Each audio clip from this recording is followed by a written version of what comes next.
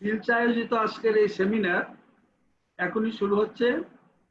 বিলচের মহাসচিব, প্রখ্যাত শ্রমিক নেতা, প্রখ্যাত রাজনৈতিক নেতা জনাব নজরুল ইসলাম খানকে আজকের এই সেমিনার সঞ্চালন করার জন্য অনুরোধ করছি এবং তাকে শুরুতেই স্বাগত ভাষণের মাধ্যমে সবকে আজকের এই আমাদের যে অনুষ্ঠান এর লক্ষ্য উপস্থাপন করার জন্য। ধন্যবাদ মাননীয় চেয়ারম্যান। বিলসের মাননীয় চেয়ারম্যান জনাব হাবিবুর রহমান সিরাজ সাহেব, উপস্থিত আমাদের আজকের মূল প্রবন্ধ যিনি উপস্থাপন করবেন আমাদের অত্যন্ত শ্রদ্ধেয় মানুষ, আন্তর্জাতিক শ্রম সংস্থার এমপ্লয়মেন্ট সেক্টরের সাবেক বিশেষ উপদেষ্টা, আমাদের বাংলাদেশি একজন অর্থনীতিবিদ ডক্টর রিজওয়ানুল ইসলাম সাহেব। এখানে আমার ধারণা ইতিমধ্যে এসে গেছেন যে আমাদের আন্তর্জাতিক শ্রম সংস্থার কান্ট্রি ডিরেক্টর ঢাকা অফিসে মিস্টার 𝐂𝐬𝐩𝐿 এবং আরো আমাদের সঙ্গে উপস্থিত আছেন BIDS এর senior research fellow doctor Nazneen Ahmed. Shirin আপা আসতেন কিনা আমি জানি না, আমাদের বিলসের অন্যতম ভাইস চেয়ারম্যান এবং মাননীয় সংসদ সদস্য শিরিন আপা। আমরা আশা করছি আমাদের ইতিমধ্যে এসেছেন আমাদের বাংলাদেশ এমপ্লয়ার্স ফেডারেশনের সম্মানিত মহাসচিব জনাব ফারুক আহমেদ, আমাদের সঙ্গে যুক্ত হবেন ILO দিল্লি অফিস থেকে ডিসেন্ট ওয়ার্ক টেকনিক্যাল টিমের অন্যতম সদস্য স্পেশালিস্ট বিলসের সাবেক নির্বাহী পরিচালক সৈয়দ সুলতানুদ্দিন আহমেদ। উপস্থিত থাকছেন আমাদের শ্রমিক নেতা, জাতীয় শ্রমিক লীগের সাধারণ সম্পাদক 𝐂𝐬𝐷 উপস্থিত থাকছেন বিলসের অন্যতম ভাইস চেয়ারম্যান এবং ইন্ডাস্ট্রিয়াল বাংলাদেশ কাউন্সিলের সাবেক সাধারণ সম্পাদক, জাতীয় শ্রমিক ফেডারেশন সভাপতি জনাব আমিনুল হক আমিন। উপস্থিত থাকবেন ট্রেড ইউনিয়ন কেন্দ্রের অন্যতম নেতা এবং বিলসের সম্পাদক ট্যানারি শ্রমিক ইউনিয়নের সভাপতি আবুল কালাম আজাদ।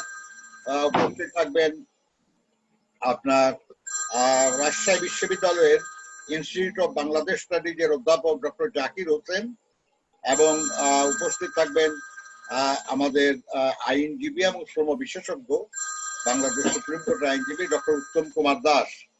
এছাড়াও আমরা আশা করছি যে আমাদের শ্রম কর্মসংস্থান মন্ত্রণালয়ের মাননীয় সচিব যারা 𝐾𝐸 আব্দুল সালাম সাহেব, উনি আমাদের সঙ্গে যুক্ত হবেন। আর আমাদের সঙ্গে BGM এর পরিচালক অধ্যাপক মোহাম্মদ আব্দুল মোমেন সাহেব, ওনার যুক্ত হওয়ার কথা আমার ধারণা উনি যুক্ত হয়েছেন।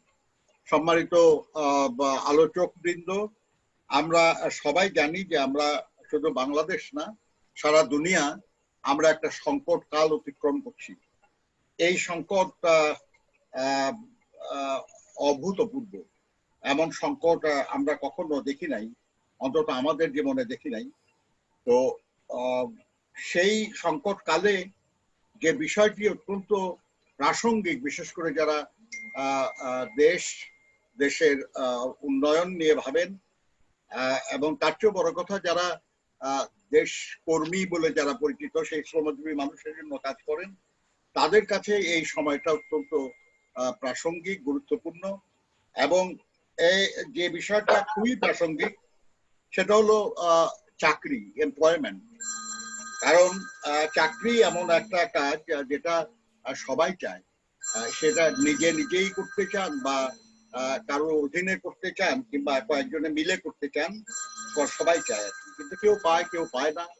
যারা পায় না তারা মনে কষ্ট পায়, যারা কাজ পেয়ে হারায় তাদের কষ্ট আরো বেশি। তার চেয়েও বেশি কষ্ট যখন আপনি কাজ হারাবেন এবং সেই কাজটা ফিরে পাবেন কিনা সেই নিয়ে যখন আপনি দুশ্চিন্তাগ্রস্ত হন। আমরা সেই সর্বোচ্চ কষ্টের সময় অতিক্রম করছি। আমরা আমাদের লক্ষ লক্ষ মানুষ না, কোটি কোটি মানুষ কর্মহীন হয়ে পড়েছে এবং তারা কে কবে কিভাবে তার কাজ ফিরে পাবেন এই নিয়ে তারা দারুণ অনিশ্চয়তায় আছেন। আমরা এটাও জানি আর কি যে কাজ এটা অত্যন্ত জরুরি ব্যাপার, সবার জন্য জরুরি, রাষ্ট্রের জন্য জরুরি। কারণ যে দেশে কাজ আছে সে দেশ উন্নত, সে দেশ সমৃদ্ধ, সে দেশ মর্যাদা সম্পন্ন। সমাজের জন্য কাজ গুরুত্বপূর্ণ, কারণ সমাজে যদি মানুষের কাজ থাকে তাহলে মানুষ স্বস্তিতে থাকে, মানুষ শান্তিতে থাকে। ব্যক্তির জন্য কাজ গুরুত্বপূর্ণ, কারণ কাজ হলো তার বাঁচার, তার স্বাবলম্বী হওয়ার এবং তার উন্নয়নের মাধ্যম। শিল্প প্রতিষ্ঠানের জন্য কাজ গুরুত্বপূর্ণ, কারণ কাজের লোক না থাকলে শিল্প চলে না, শিল্পের প্রসার হয় না। কাজেই যে কাজটা আমাদের সবার জন্য এত প্রাসঙ্গিক, এত গুরুত্বপূর্ণ, এর অভাব যখন প্রকট তখন তা অত্যন্ত দুশ্চিন্তার বিষয়। আর সেই দুশ্চিন্তা থেকে মুক্তি পাওয়ার জন্য যারা রাষ্ট্রের সঙ্গে যুক্ত আছেন, যারা শিল্পের সঙ্গে যুক্ত আছেন, যারা গবেষণার সঙ্গে যুক্ত আছেন, যারা শ্রমিক আন্দোলনের সঙ্গে যুক্ত আছেন, তাদের সবাইকে নিয়েই আমরা আজকে এই আলোচনার আয়োজন করেছি। আমরা বিশ্বাস করি যে যারা এই বিষয়টা সম্পর্কে জানেন, বোঝেন, যারা এই সমস্যার সমাধান চান, আন্তরিকভাবে চান, তারাই আজকে এখানে আছেন এবং তারা পরামর্শ দেবেন, তাদের মতামত নিয়ে বিলস কিছু সুপারিশমালা প্রণয়ন করবে এবং সেই সুপারিশ প্রণয়ন চূড়ান্ত করার আগে নিশ্চয়ই আপনাদের সঙ্গে এবং বিলসের যারা আর নেতৃবৃন্দ আছেন, শ্রমিক আন্দোলনের যারা নেতৃবৃন্দ আছেন, তাদের সঙ্গে যোগাযোগ করা হবে। করে আমরা এটাকে একটা সুপারিশ মালা হিসাবে যাকে যাকে দেওয়া দরকার আমরা তাদেরকে দেবো। আমরা জানি যে এখানে সরকারের সংশ্লেষ আছে, এখানে মালিক পক্ষের সংশ্লেষ আছে, এখানে সামাজিক সংগঠনের সংশ্লেষ আছে, অবশ্যই ট্রেড ইউনিয়নের সংশ্লেষ আছে। কাদের আমরা সবাইকে সাথে নিয়েই আমরা এই আলোচনা করছি, সবাইকে সাথে নিয়েই আমরা সুপারিশ এবং কর্ম প্রণয়নের দিকে অগ্রসর হতে চাইব এবং আমরা আশা করব যে আমরা সবাই মিলে এই সংকট থেকে উত্তরণ লাভ করতে পারবো এবং সেই আকাঙ্ক্ষা বাস্তবায়নের লক্ষ্যের আজকে যে আলোচনা, যে আলোচনায় আমি সবার আগে যারা উপস্থিত হয়েছেন তাদেরকে বিলসের পক্ষ থেকে, বিলসের চেয়ারম্যান জনাব হাবিবুর রহমান সিরাজ সাহেবের পক্ষ থেকে এবং আমার নিজের পক্ষ থেকে আন্তরিকভাবে স্বাগত জানাচ্ছি এবং আপনাদেরকে আলোচনা অংশগ্রহণের জন্য বিনীতভাবে অনুরোধ করছি। আমি আপনাদের শুধু এটুকু বলতে চাই, আমি জানি যে আপনারা সবাই যার যার পেশায়, যার যার জীবনে অত্যন্ত গুরুত্বপূর্ণ, কাজেই সময় সবারই হাতে কম। কাজেই যদি আমরা সময়ের দিকে দয়া করে একটু খেয়াল রাখি, মোটামুটি আলোচকরা 5 মিনিটের মধ্যে আমরা আলোচনা শেষ করতে পারি। এটাই, এবং এই আলোচনা বিস্তারিত কিছু না, এই আলোচনা সুনির্দিষ্ট পরামর্শ, সুনির্দিষ্ট মতামতের ভিত্তিতে হওয়া উচিত এবং তাহলে আমরা একজন বলার পরে আরেকজনকে বলার একটু সুযোগ দিতে পারবো। আমি আপনাদের সবার কাছে এই অনুরোধ জানিয়ে আমরা আশা করছি যে আমরা মাননীয় সচিব মহোদয়কে আমাদের সঙ্গে পাবো কানের মধ্যে এবং আমাদের যিনি কলকারখানা এবং প্রতিষ্ঠান সমূহের মহাপরিদর্শক শিবরাত রায় বাবু, ওনারও আসার কথা ছিল কিন্তু একটা সভার কারণে উনি আসতে পারবেন না বলে জানিয়েছেন, কিন্তু তারপর আশা করি যদি উনি যুক্ত হন আমরা অত্যন্ত খুশি হব। মাননীয় সভাপতি, আপনার অনুমতি ক্রমে আমি এবার আমাদের যিনি মূল প্রবন্ধ উপস্থাপন করবেন, আমাদের আন্তর্জাতিক শ্রমসংস্থা জেনেভায় যিনি দীর্ঘদিন কর্মরত ছিলেন, সেখানকার এমপ্লয়মেন্ট সেক্টরের যিনি বিশেষ উপদেষ্টা ছিলেন, আমাদের সম্মানিত ডক্টর রিজওয়ানুল ইসলাম সাহেবকে আমি তার প্রবন্ধ উপস্থাপনের জন্য বিনীতভাবে অনুরোধ করছি। Doctor Rizwanul Islam.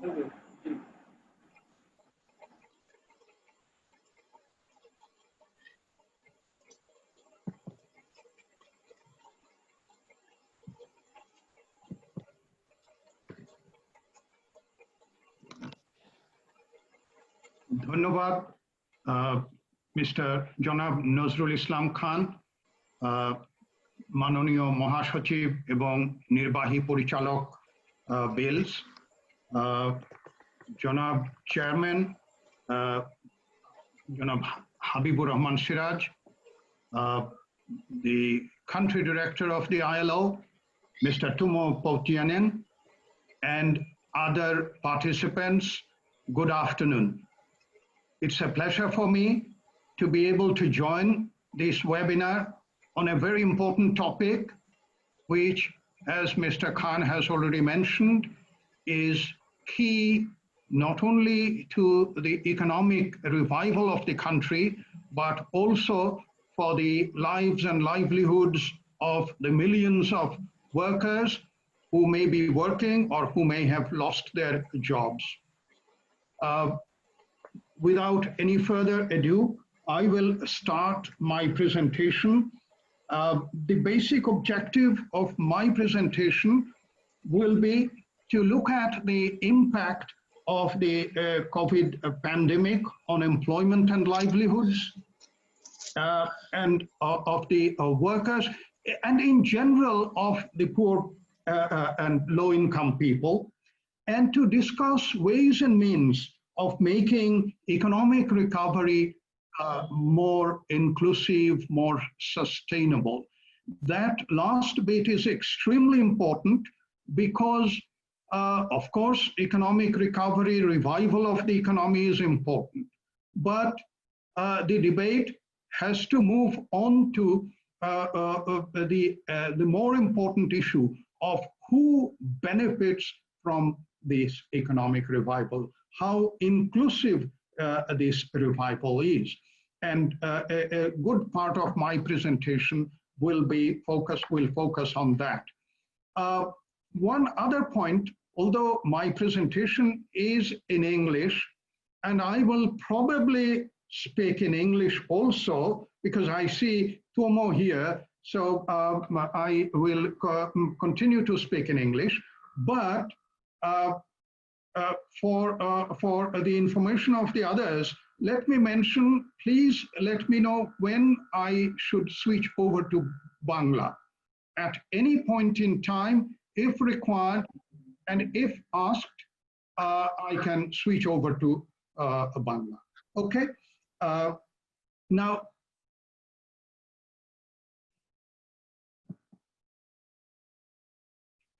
my presentation will have a few parts. The first, of course, I will say a few words by way of introduction, but then I will try to give you some estimates. I say estimates because there is no actual data. And this is a very important point that we need to underscore, that in Bangladesh, there is a shortage of up-to-date and required data on employment and labor force. The last labor force survey, which provides a major source of employment data, was carried out in 2016-17. And after that, there is no other basis of data on this. So whenever we talk about numbers, there will be estimates rather than actual numbers. And we shall look at the numbers in different sectors, different regions like urban and rural, urban formal and informal sector. And then I will talk about the impact of this loss of jobs on workers' lives and livelihoods. I will then move on to policies and the regulatory framework, and finally on the way ahead of us, how we can make economic recovery more inclusive and sustainable. As Mr. Khan has already mentioned, the crisis started from a health crisis, but quite soon and predictably, it got transformed into an economic crisis. And we all know that the global economy has entered into a deep recession. The IMF projected that the world output in 2020 will decline by 4.9%, and that's the June projection. They have been revising these projections. And a revival of economic growth is not expected until early 2021, which means 2020 will be basically a lost year as far as global economic growth is concerned. As for Bangladesh, GDP growth 2019-20, which means the fiscal year which just ended, has been projected to be 5.2% only in place of 8.2%, which was projected. Of course, the government is projecting 8.2% for the next fiscal year, but the IMF and World Bank, etc., and even the national research institutes and individuals, they are also predicting much lower economic growth. So that's the overall scenario. And as I mentioned, when economic crisis starts, it transforms again into a crisis of livelihoods. The labor market gets affected very quickly, and the past experience with different crises has shown that the labor market is affected immediately, but when the recovery starts, the labor market does not start recovering immediately. It works with a lag. And that is a very important point that we need to keep in mind. So we should not be expecting that when recovery starts, labor market recovery will also start automatically. There is no automaticity. In contrast, it works with a lag, and one needs policies, and that is the first point. Now, coming to the impact, how the whole health crisis, the policies adopted in order to fight that, how that had an impact, influenced the economic world and the world of work. I will show a little bit of transmission channel, and I will argue or point out that the different sectors faced different degrees of risk. Economic sectors like manufacturing, agriculture, construction, transport, they all face different degrees of risk. And this is I will spend a couple of minutes on this to show the channels of transmission from the health crisis to economic crisis and to employment crisis. You see, that is what I'm trying to show in this. I hope everyone is seeing it on screen.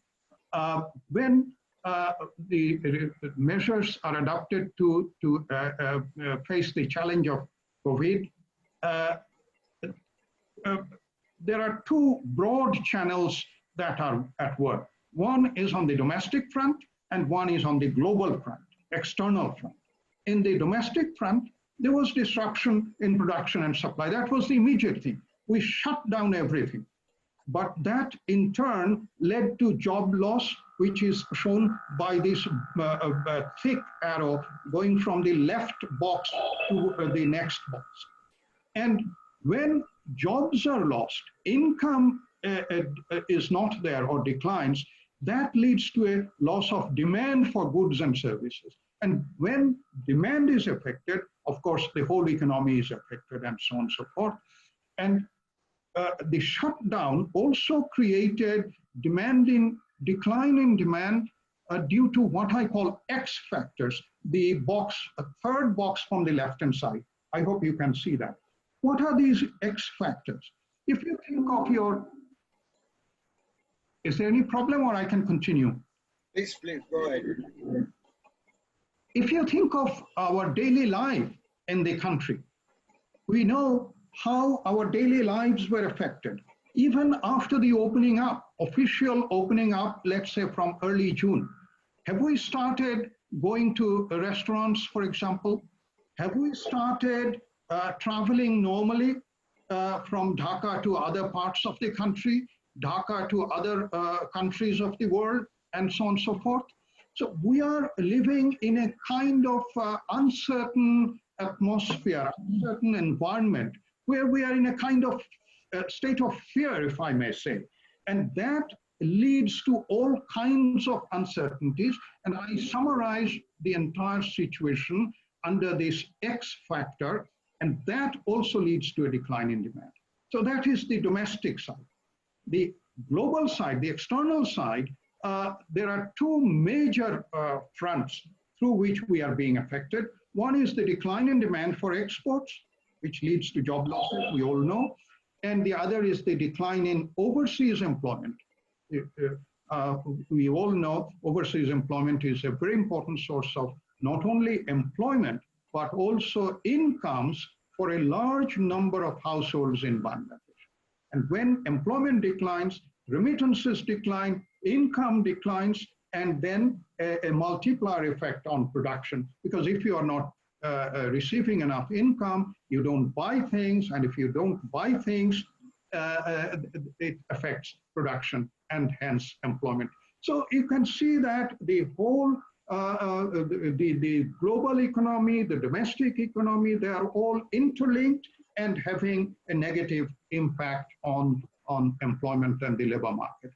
And on this slide, in this table, I show which sectors have a high risk and which sectors have a medium and low and so on and so forth. The summary is sectors like manufacturing, construction, trade, transport, and other services. These are all at high risk.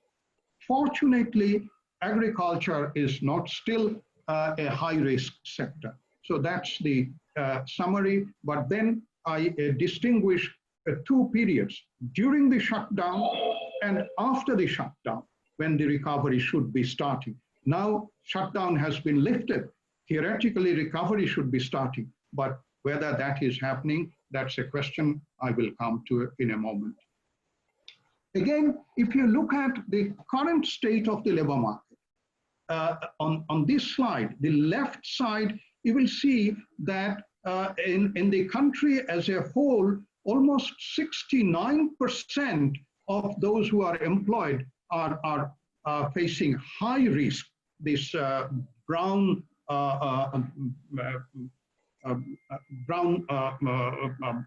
tall bar in the urban areas. And in Bangladesh as a whole, almost half the employed are facing high risks. So that is the kind of situation that we started from.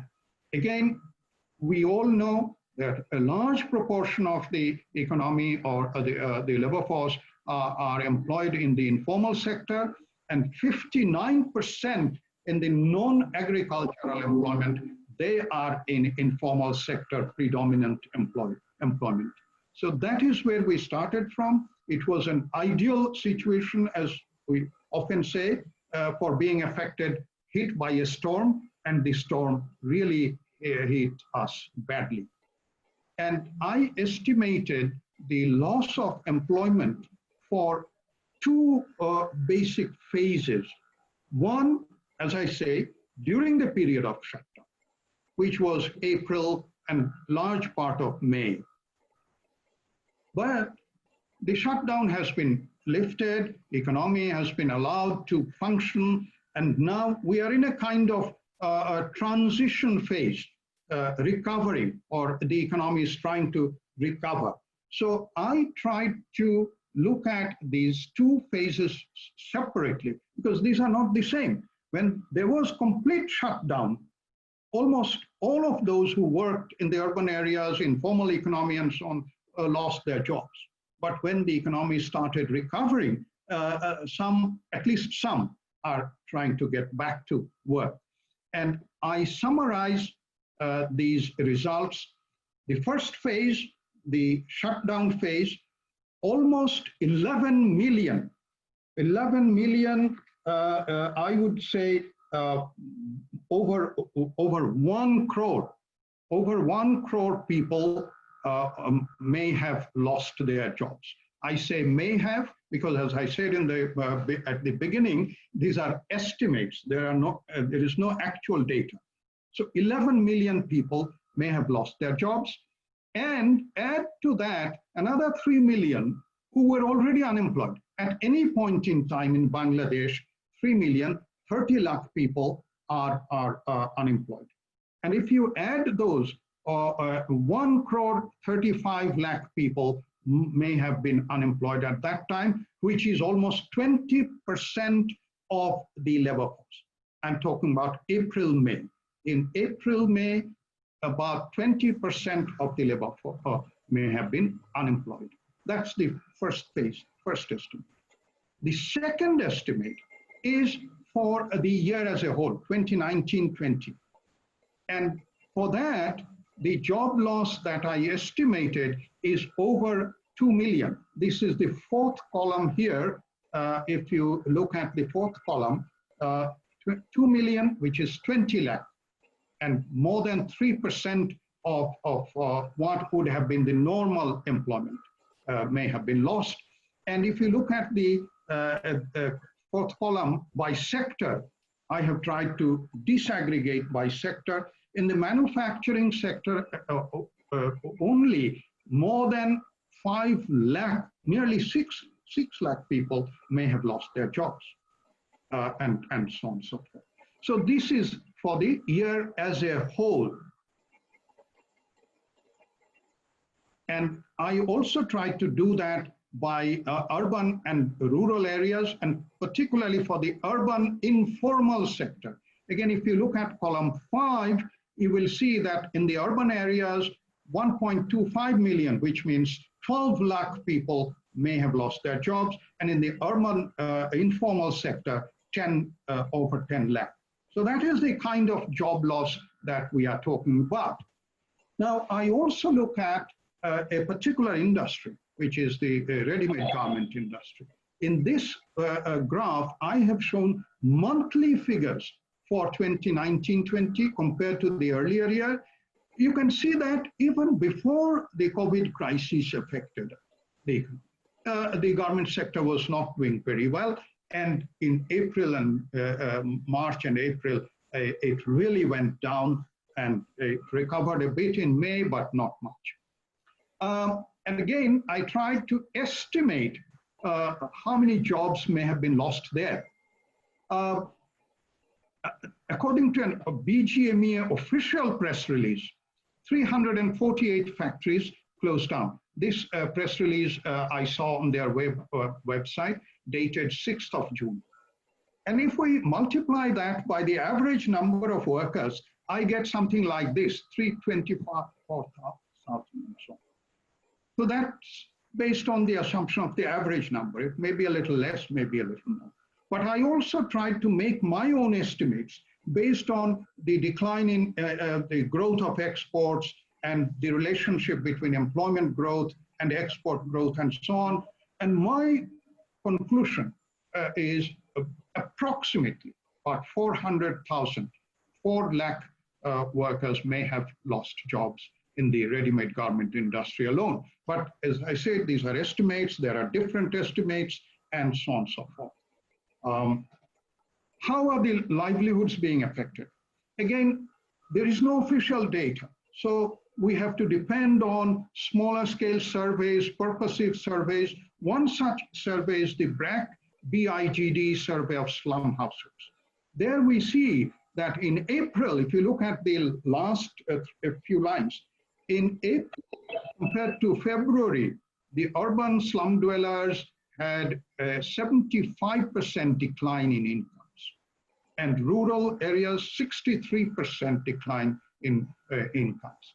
And one BIDS study shows that an additional 10% people may have joined or gone below the poverty line. Earlier, before the crisis, it was 20% in poverty, and now they have estimated it may have gone up to 30%. And if that is the case, an additional 16.4 million means 1.64 crore people may have joined those who are already in poverty. So that's the kind of situation that we face. And how are they coping? Of course, there have been some support from here and there, including from the government. But look at this, it's from the BRAC BIGD survey. In the urban areas, more than 2/3 used their own savings. Now, how many more days could they feed themselves? 8 days. Their own savings could last them for a little over a week. In the rural areas, nearly a couple of weeks. So that's the kind of precarious situation that we are in. And in these two slides, I described the policy measures that were adopted. In the interest of time, I don't think I will go over these. This is all well known, just to provide the information. 103 lakh crores.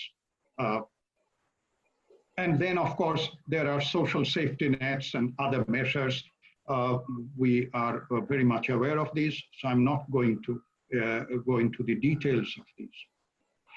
Now, the recovery package that has been announced by the government, the critical question is, how is that package being implemented and how effective these various policies are in reality? Because they all look very good on paper, in the right direction, but critically, it will depend, the impact will depend on how well these are implemented. I have taken just two small examples, sort of not small, two examples to demonstrate how what the situation is. For the export-oriented industries, not just for ready-made garments, for export-oriented industries as a whole, there was an allocation of 5,000 crore taka. We all know that. But the BGMEA says their monthly wage bill for the RMG industry alone is 4,000 crore taka. On the other hand, the idea was to cover 3 months wage and salary payment from this package, from this support. So we really don't know where we stand. There was a debate at some point, which I've been following through the national media, whether the full payment should be made or 60% or 80%, and they will be paid through the bank accounts or mobile financial service account, which are all very good for implementation, but at least I am still not fully aware of the progress made. So that's one item. Second item, the cash transfer, which the government declared taka 2,500 for 50 lakh families. Although many in the country have been suggested much higher amounts which are needed, not just 1 month. There were suggestions that the poor people should be supported for at least 3 months. And the amounts ranged from 8 to 10,000, depending on the poverty line income. My own estimate is poverty line income per household is taka 10,000 per month. Anyway, even that 2,500 cash transfer, where do we stand now? 8th July report in one newspaper mentions 16.16 lakh families received the money. And there are, of course, media reports on high, what we call inclusion error in the list of recipients. Those who should not have been there have been included. And we don't know what the exclusion error is, but I'm sure there must be a large exclusion error as well. So what I tried to point out is that just a conception of a policy or announcement of a policy is not good enough. We need to follow through and find ways of implementing the policies well. And I tried to look at the policy and the regulatory framework that exists in the country. We all know that, I don't think we need to go into the details of this, guided basically by the Bangladesh Labour Act of 2006, and then various amendments 2013 and 2018.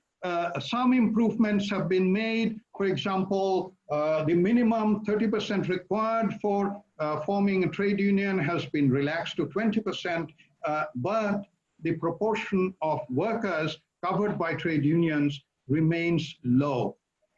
Again, we really don't have up-to-date data on the world of work as a whole. Earlier, there used to be data, on the extent of unionization in the country as a whole. How many workers out of the total labor force are really members of unions? I don't know if that kind of data, I searched, but I couldn't find it. I doubt if that kind of data are available on an up-to-date basis. Another area of gaps in information. And of course, when we talk about policy, we have to mention the government 5-year plans, which include employment as one of the objectives. But when you look for details, I'm not very sure whether the needed details are there.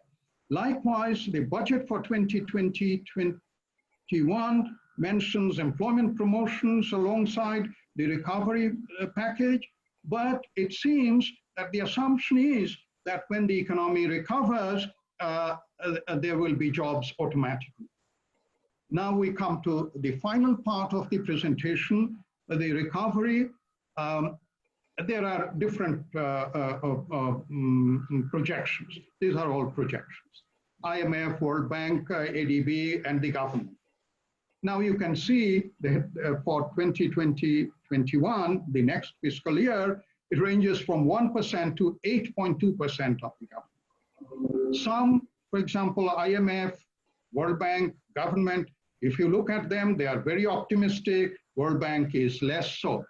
And we often debate about the shape of, we say it should be, or it will hopefully be V-shaped, which means it will start sharply and so on and so forth. Now, my point is, rather than debating on the shape of the recovery, whether it will be V or like a U, or not even an U, maybe L, we need to move the debate beyond the exclusive focus on growth. We need to move to more making recovery, making economic growth more inclusive. And the questions in that regard would be whether the recovery will be jobless, protectionless. We have been talking about social protection. I believe Bill's organized a webinar on social protection only yesterday. So we all know what the current situation is, whether we want to go back to business as usual or we want to make it more inclusive. I think the debate should move to that question rather than what the shape of the recovery will be. Now, what do we mean when we talk about inclusive and sustainable growth? I list just 4 basic characters. You can make the list longer.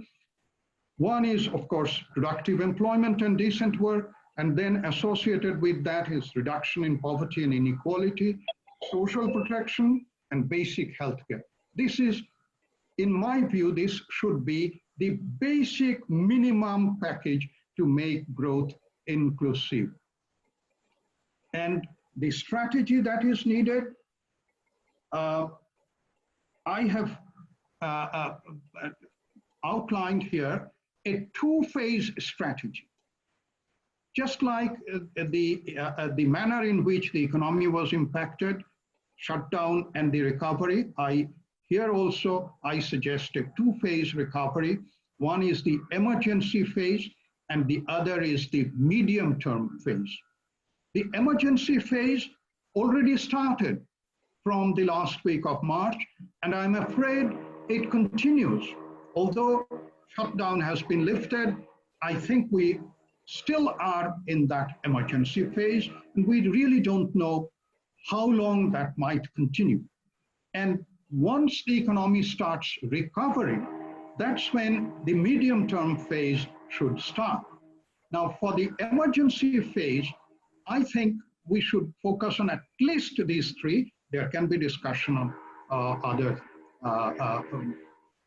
other measures. Quick revival, greater speed, greater efficiency. The current package is well designed, good, but we need to implement them with greater speed and efficiency. I will give you one example. There is a package for micro, small, and medium kind of enterprises. Very good.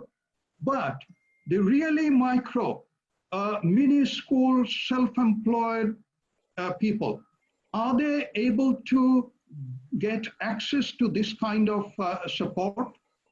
A question that we need to ask seriously. I have grave doubts, and I have said that in different places, and I will say that here as well. How many people even know about this package? And if one knows, how do they access the loans from this kind of package? So that's one. Second, we need to look at measures to save jobs. It's not easy to create jobs at this time, but we need to look at ways of saving jobs from a variety of through a variety of ways, sharing of work, temporary leave with part pay, and things like that. And these are things with a bit of effort and thinking we can work on, and I will do how of that. And the third is emergency employment programs. The government can expand its direct employment creation programs. There are small programs, but this is the time when those programs should be expanded, and we need to make them more efficient in implementation. So that's about the emergency phase. And the medium-term phase, again, there will be need for a seminar, but what I think is this country needs a full-fledged strategy for employment to avoid a jobless recovery. Actually, in that connection, I would like to mention the Ministry of Labor, in collaboration with the ILO and the World Bank, was already working on a national job strategy. And I was very fortunate to be involved in that. And just before the crisis hit, we prepared a first complete draft, revised, taking into account comments from various quarters and so on. So we need to revisit that and adapt that, adjust that to the current situation, and include strategies for social protection in such an exercise. The need of the time is an integrated strategy for employment and social protection. Now, before I come to the last slide, I think I've taken already a little more than half an hour, but if you allow me 2 minutes, I will go back to a slide where I mentioned that we tried to do a little mini survey, telephone or through emails and so on and so forth. I targeted 6 from each groups, government, employers, and workers, and another 6 from the research people.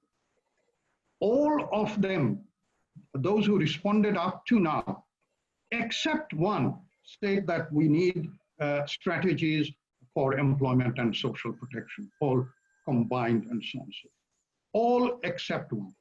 So that is the kind of consensus that we have now. And I will come to the final slide and conclude by saying that this is the time to work together. Of course, we should always work together. But when it has become more urgent, all stakeholders, whether we talk about the government, employers, or the workers, or the civil society, not just these 3 parties, the civil societies, those who analyze, think about these issues, don't exclude me, they should all work together. And work together to find solutions, because as I mentioned, things like saving jobs, these are not easily done. The points that I made, these are theoretical possibilities. Some countries are doing that, developed countries are doing that more, but whether we can do that in our country also. So that's an example of the complexity of the problems, and we need to work together. And we need to talk amongst ourselves to find ways of avoiding retrenchments and layoffs, to find ways of avoiding a recovery that may become jobless when it starts, and developing what I call feasible measures of social protection. Whenever we talk about social protection, unemployment insurance, old age allowance, etc., we hear that, no, we can't afford this. This is a poor country. No, come on. We are no longer a poor country. We may be lower middle income, but we have made significant progress in terms of growth, in terms of other social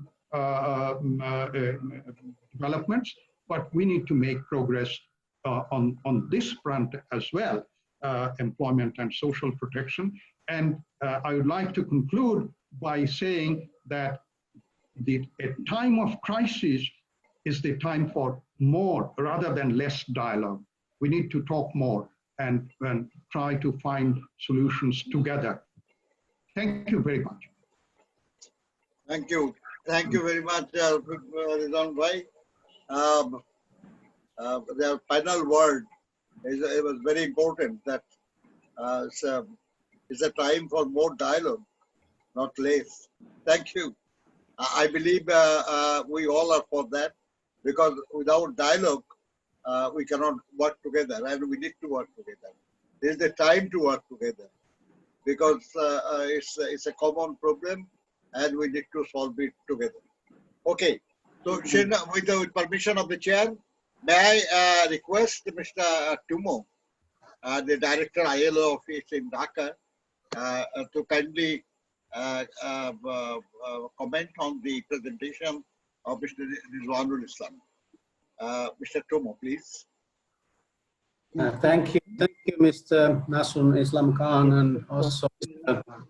𝐿𝐈𝐃𝐒 Rahman from BILS, and of course it's wonderful to see such an important gathering with MP Shirin Akhter, with Mr. Farouk from BEF, Mr. Uttam, Nazneen, and of course Mr. Rizwanul Islam, who so elaborately spoke on the current situation. I think, and many others, of course. I think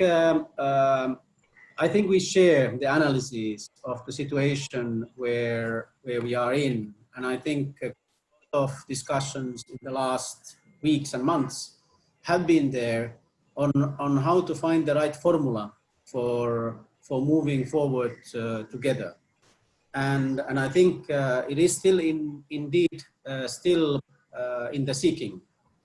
There is no very strong coming together in terms of employment and social protection to see what would be the best way to rally together and to find some type of a common formula in terms of policies and programs. But I think we are certainly getting there in terms of a common analysis. And I think through different tracks, be it on SME, be it on informal economy needs, be it on the need for stimulus package or in terms of developing new social protection system approach for Bangladesh. Many of these various gatherings and webinars are pinpointing to that urgency. And many of us are looking already beyond the imminent risk to kind of like building back better, right? And we from the ILO side, we always said, we had the approach early on to say, there are a couple of elements in this building back better that should be looked into more than anything else. And one of them is, of course, that you build back better to a safe working environment. And I think that's what is acutely we are trying to continue to. Second was that there needs to be a certain level of justness and fairness in addressing this issue, which is really in relation to retrenchments and loss of work. How do we collectively address that issue of fairness, be it in terms of legality of retrenchments or even coming back to work? How do you come back to work in such a manner that you feel that the situation has been properly handled? But maybe most importantly, there needs to be a focus on building back in terms of employment, in terms of affirmative, practical, actionable labor market policies and programs, and also building back better in terms of the social protection element that was referred to. I think that's very much that is required and needed, and what Dr. Rizwanul was very much talking about. Jobs don't just happen if recovery happens. I think this time we have to acknowledge that the global supply chains are also taking shape at new, and also that when it comes to, for example, the situation of migrant workers, the labor markets in the destination country have also contracted, which means that there is quite a significant challenge ahead in employment creation for Bangladesh. And I think many of us have spoken over the couple of months about the key investments that need to be made, right? One of them is that there is indeed acute need for emergency jobs programs. And we have advocated very much the similar kind of approaches that Mr. Rizwanul was referring to, sharing of work, using the government infrastructure programs for labor-intensive type of approaches, and looking at how to indeed perhaps even have public works programs, which would be mostly aimed at informal economy recovery, and also mostly aimed at rural employment and local economic development. So that's very, very important going forwards. And the second is that there needs to be quite a wonderful attention to micro and small and medium enterprises. That has always been the backbone of employment creation in Bangladesh. And what can be done for export industries, great. But really where the short to medium term employment issues lie, it is in the micro and small enterprises. And yet again, it's local, it's local economic development, it's rural enterprises, it's about those supply chains and value chains and how we can get people at work in terms of providing them with that type of stimulus and services that are required. The fundamentals of the labor market needs have not changed, right? And the fundamentals are really that skilling and TVET and investing budgets and resources in future skilled labor force continues to be still one of the key objectives. If one thinks about the 2 million people coming to the labor market every year, they will come now to an even more challenging labor market than what it looked like last year. You know, last year we were all talking about future of work. Now we are talking about recovering back better, and the accent is on from crisis to medium to long recovery. So I think that investment is extremely important when we think about the young people and also women's entry to labor market. There needs to be some affirmative action to facilitate that. Just staying put and expecting that that the recovery will automatically provide jobs may not work in the short to medium term. And there are a couple of things, and I'll leave it at there because I think you will have many discussions going forward. I think there are a couple of things that need to be focused as well. One of them is how to generate that kind of active labor market information, right? One of the missing pieces has been data and actionable data, not just data from labor force surveys, but data that can be actually utilized for skills matching and utilized by the private sector and by the investments in skills and education to actually serve the labor market needs. And there is quite a lot of discussion within the government and interested parties such as A2I, World Bank, ILO and others, how to think anew how labor market information could be generated and how to make it in a much more hybrid and actionable manner, that it's not static information, but it's actually something that can be used. So that's something extremely important. And the other thing I think is that as there are so many ideas and views, how would those ideas and views be brought to the highest level of government, and how could there be a consensus making process around jobs, right? how to move forward. So yes, we have been working on job strategy. Yes, there is a migrant integration strategy. Yes, there is an SME policy and strategy and so forth. But how you bring it together in such a manner that there is some sort of a grand alliance of interested parties, workers, civil society, academics, private sector, and the key government organizations, to actively drive these changes so that more Bangladeshis can obtain that gainful, decent work going forward. So something like that is in gestation, and I think should be brought forward so that we don't miss these good ideas and we don't bring together some of these policy advice and programmatic advice, as now is the time to not only understand the problem, but also to be able to jointly bring that solution forward and then see to it that both government, private sector workers and others can be part of together defining that common goal. That's what often happens in crises, right? You need to come together as a grand alliance to be able to push forward and invest in the right type of medicine. So I would leave it at that. There are many other things that I would like. I think for the time, and I don't mind if you switch. I think it sometimes allows for a more refreshing discussion. So thank you, sir, and over to you. Thank you very much, Mr. Tomu. It's great, that you have pointed out so many points very relevant, especially about building back a better and safer workplace and applicable and practical labor market policy. Well, we do have, but we need really such a policy. And about, you said that the public works program has always been helping us in raising our rural economy, because that gives a lot of job also. And your suggestion about investment on youth and women is so much relevant.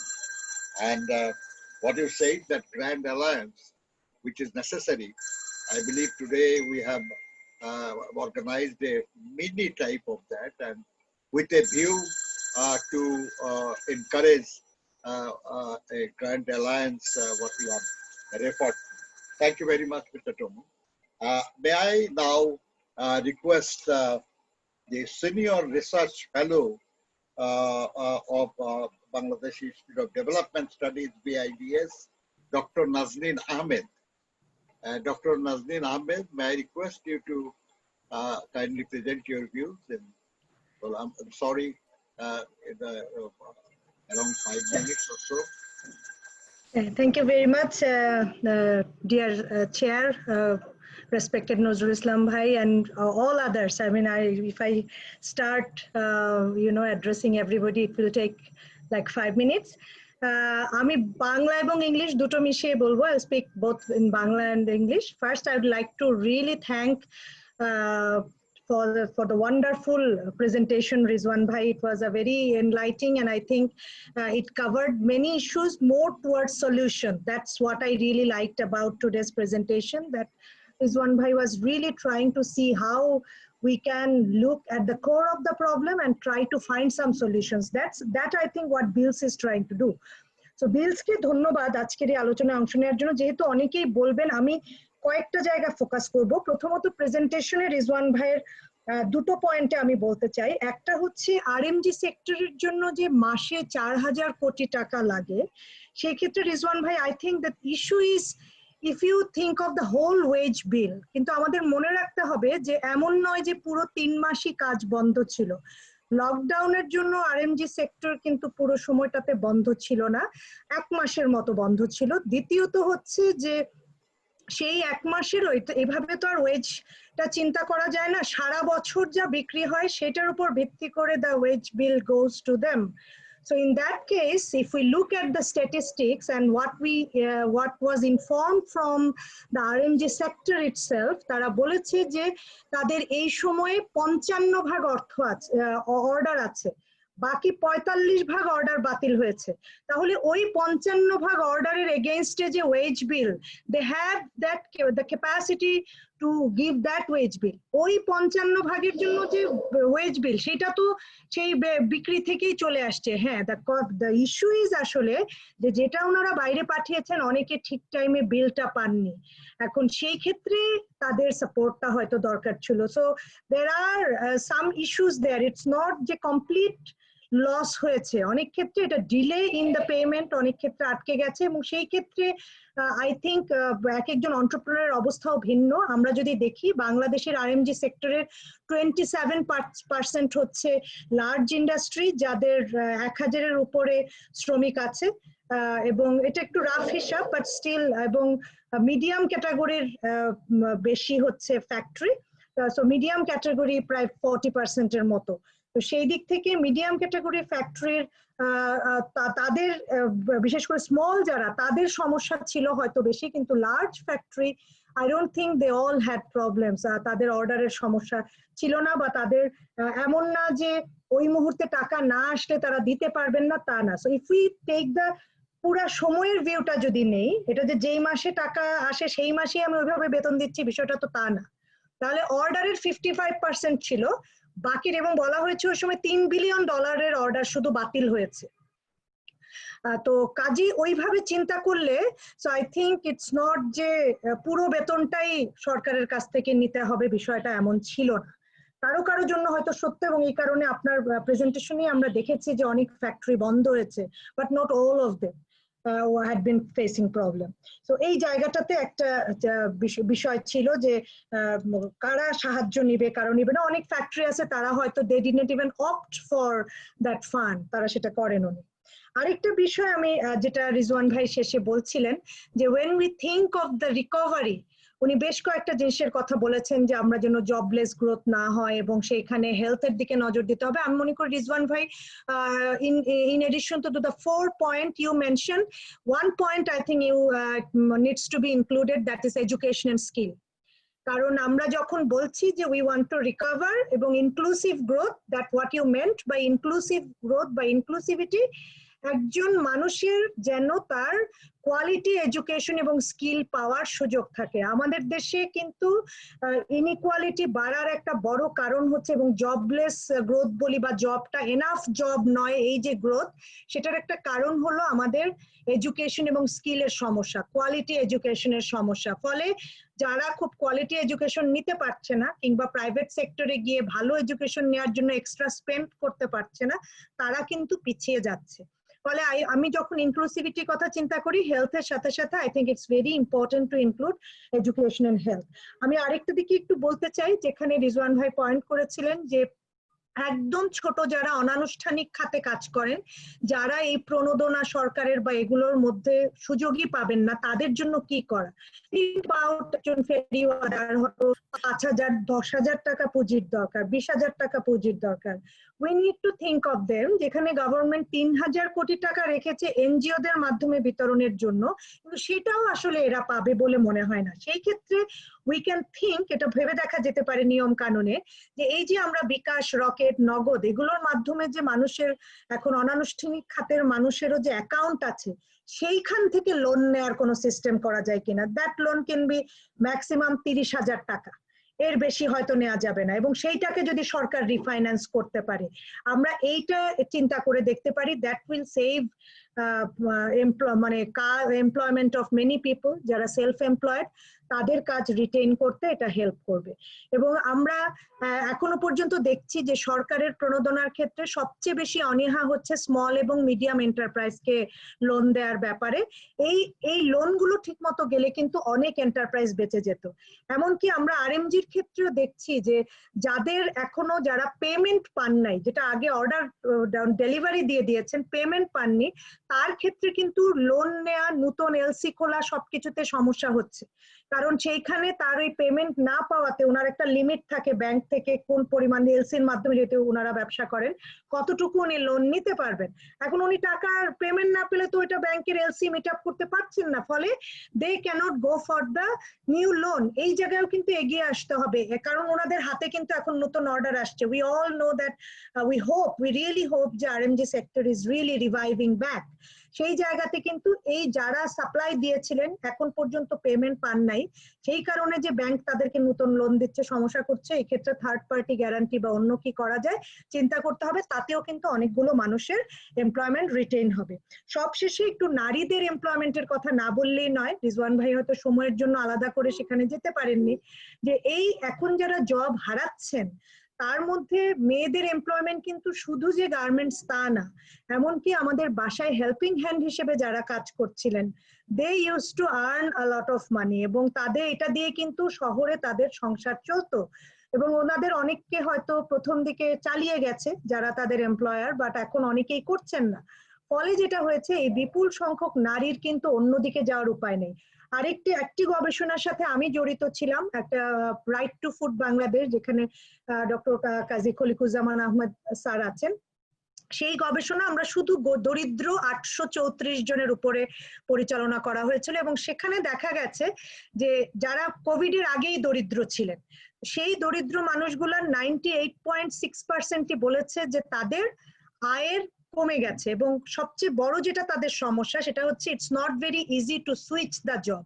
অনেকে যে বলে যে অন্য কিছু করো, এই মুহূর্তে সব সময় অন্য কিছু করা যায় না। একজন হয়তো ফেরিওয়ালা, সে আচ্ছা একটা থেকে আরেকটাতে কিন্তু যাওয়া, কিন্তু তাদের স্কিলও নাই, পুঁজিও নাই, ফলে it's not very easy to change the profession. তো মেয়েদের জন্য এটা আরো সমস্যা। যে মেয়েটি গার্মেন্টস কিংবা অন্য জায়গা থেকে চাকরি হারালো তার জন্য কিন্তু হঠাৎ করে আরেকটাতে যাওয়া ইটস ভেরি ডিফিকাল্ট, কারণ এই মেয়েরা এমনিতেই লেবার ফোর্সে কম, with lots of problem. So আমি মনে করি যখন আমরা রিকভারি ফেজে যাওয়ার কথা চিন্তা করছি, I think we need to think very carefully about skills training, এবং সেই সব স্কিলস ট্রেনিং এ যেন মেয়েদের প্রায়োরিটি থাকে। এবং আমি অবশ্যই রিকোয়েস্ট করব যে বিদেশ থেকে যারা ফেরত এসছেন তাদের যেমন একটা তালিকা করা দরকার, কারণ তারা রিলেটিভলি হায়ার স্কিল পিপল, আমি বলবো অ্যাটলিস্ট ওদের বিদেশে চলার একটা অভিজ্ঞতা আছে। এই মানুষগুলোকে কি করে বিভিন্ন জায়গায় কাজে দেয়া যায়, কাজে লাগানো যেতে পারে। ওদের সবাই কিন্তু এন্টারপ্রেনার হবে না, সবাই এন্টারপ্রেনার হয় না। সো তাদেরকে, তারা যেহেতু দে হ্যাভ বেটার স্কিল, আমাদের প্রোডাক্টিভিটি বাড়ানোর জন্য যদি একটা লিস্ট থাকে তাহলে employers can think of hiring them.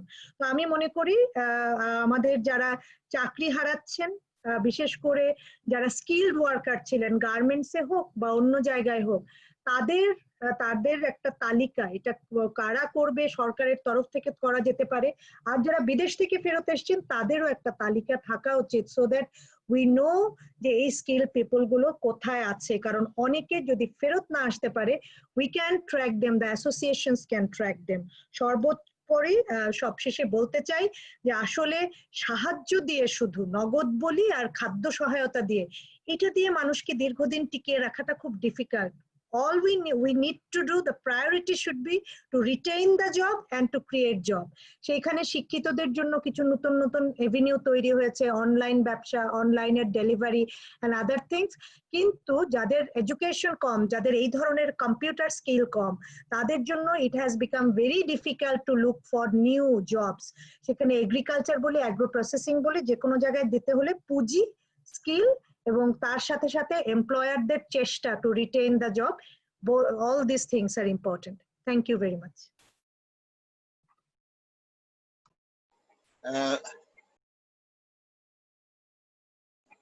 ধন্যবাদ ডক্টর নাজনীন আহমেদ, আপনার অনেকগুলো ভালো পয়েন্ট এসছে। আমরা শ্রমিক আন্দোলন করি, তো আমরা কিছু বললে ওটা আবার একটু অপছন্দ করেন অনেকে আর কি। আরএমজির ব্যাপারে এটা তো সত্য কথা আর কি, যে আসলে বন্ধ তো বেশি দিন ছিল না, কিন্তু বেতনের ব্যাপারে তারা সরকারের যে টাকা সেটা রাখেনি, এরপরে তারা আবার সরকারের কাছে টাকা চেয়েছেন, এরকম নিউজ আমরা পত্রিকায় দেখেছি। কিন্তু এখনো সেখানে বহু কারখানার শ্রমিক, ছোট ছোট কারখানা যেখানে হতে পারে, তারা কিন্তু এখনো বেতন পান না, অনেক দিনের বেতন বাকি পড়ে আছে। কাজে আমরা অনুরোধ করব তাদেরকে আর কি যে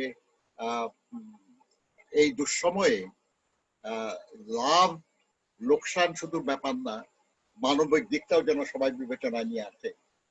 আর অবশ্যই লাভ লোকসানের ব্যাপার নিয়ে আসতে হবে। কিন্তু আপনি যেটা বলেছেন আর কি যে লোকসানের হিসাব তো অল্প দিনের মধ্যে দিয়ে হয় না। আর আমরা যেটা শুনেছি যে 3 বিলিয়নের কিছু বেশি অর্ডার বাতিল হয়ে গেছিল। আমরা এরপরে বিজিএমই কাছ থেকে শুনেছি যে একবার শুনলাম 53% কাজ ফেরত পেয়েছেন তারা, সম্প্রতি শুনলাম 70-80% কাজ তারা ফেরত পেয়েছেন অলরেডি। যদিও পেমেন্টের ডিলে করার ব্যাপারে কিছু প্রস্তাব আছে আর কি।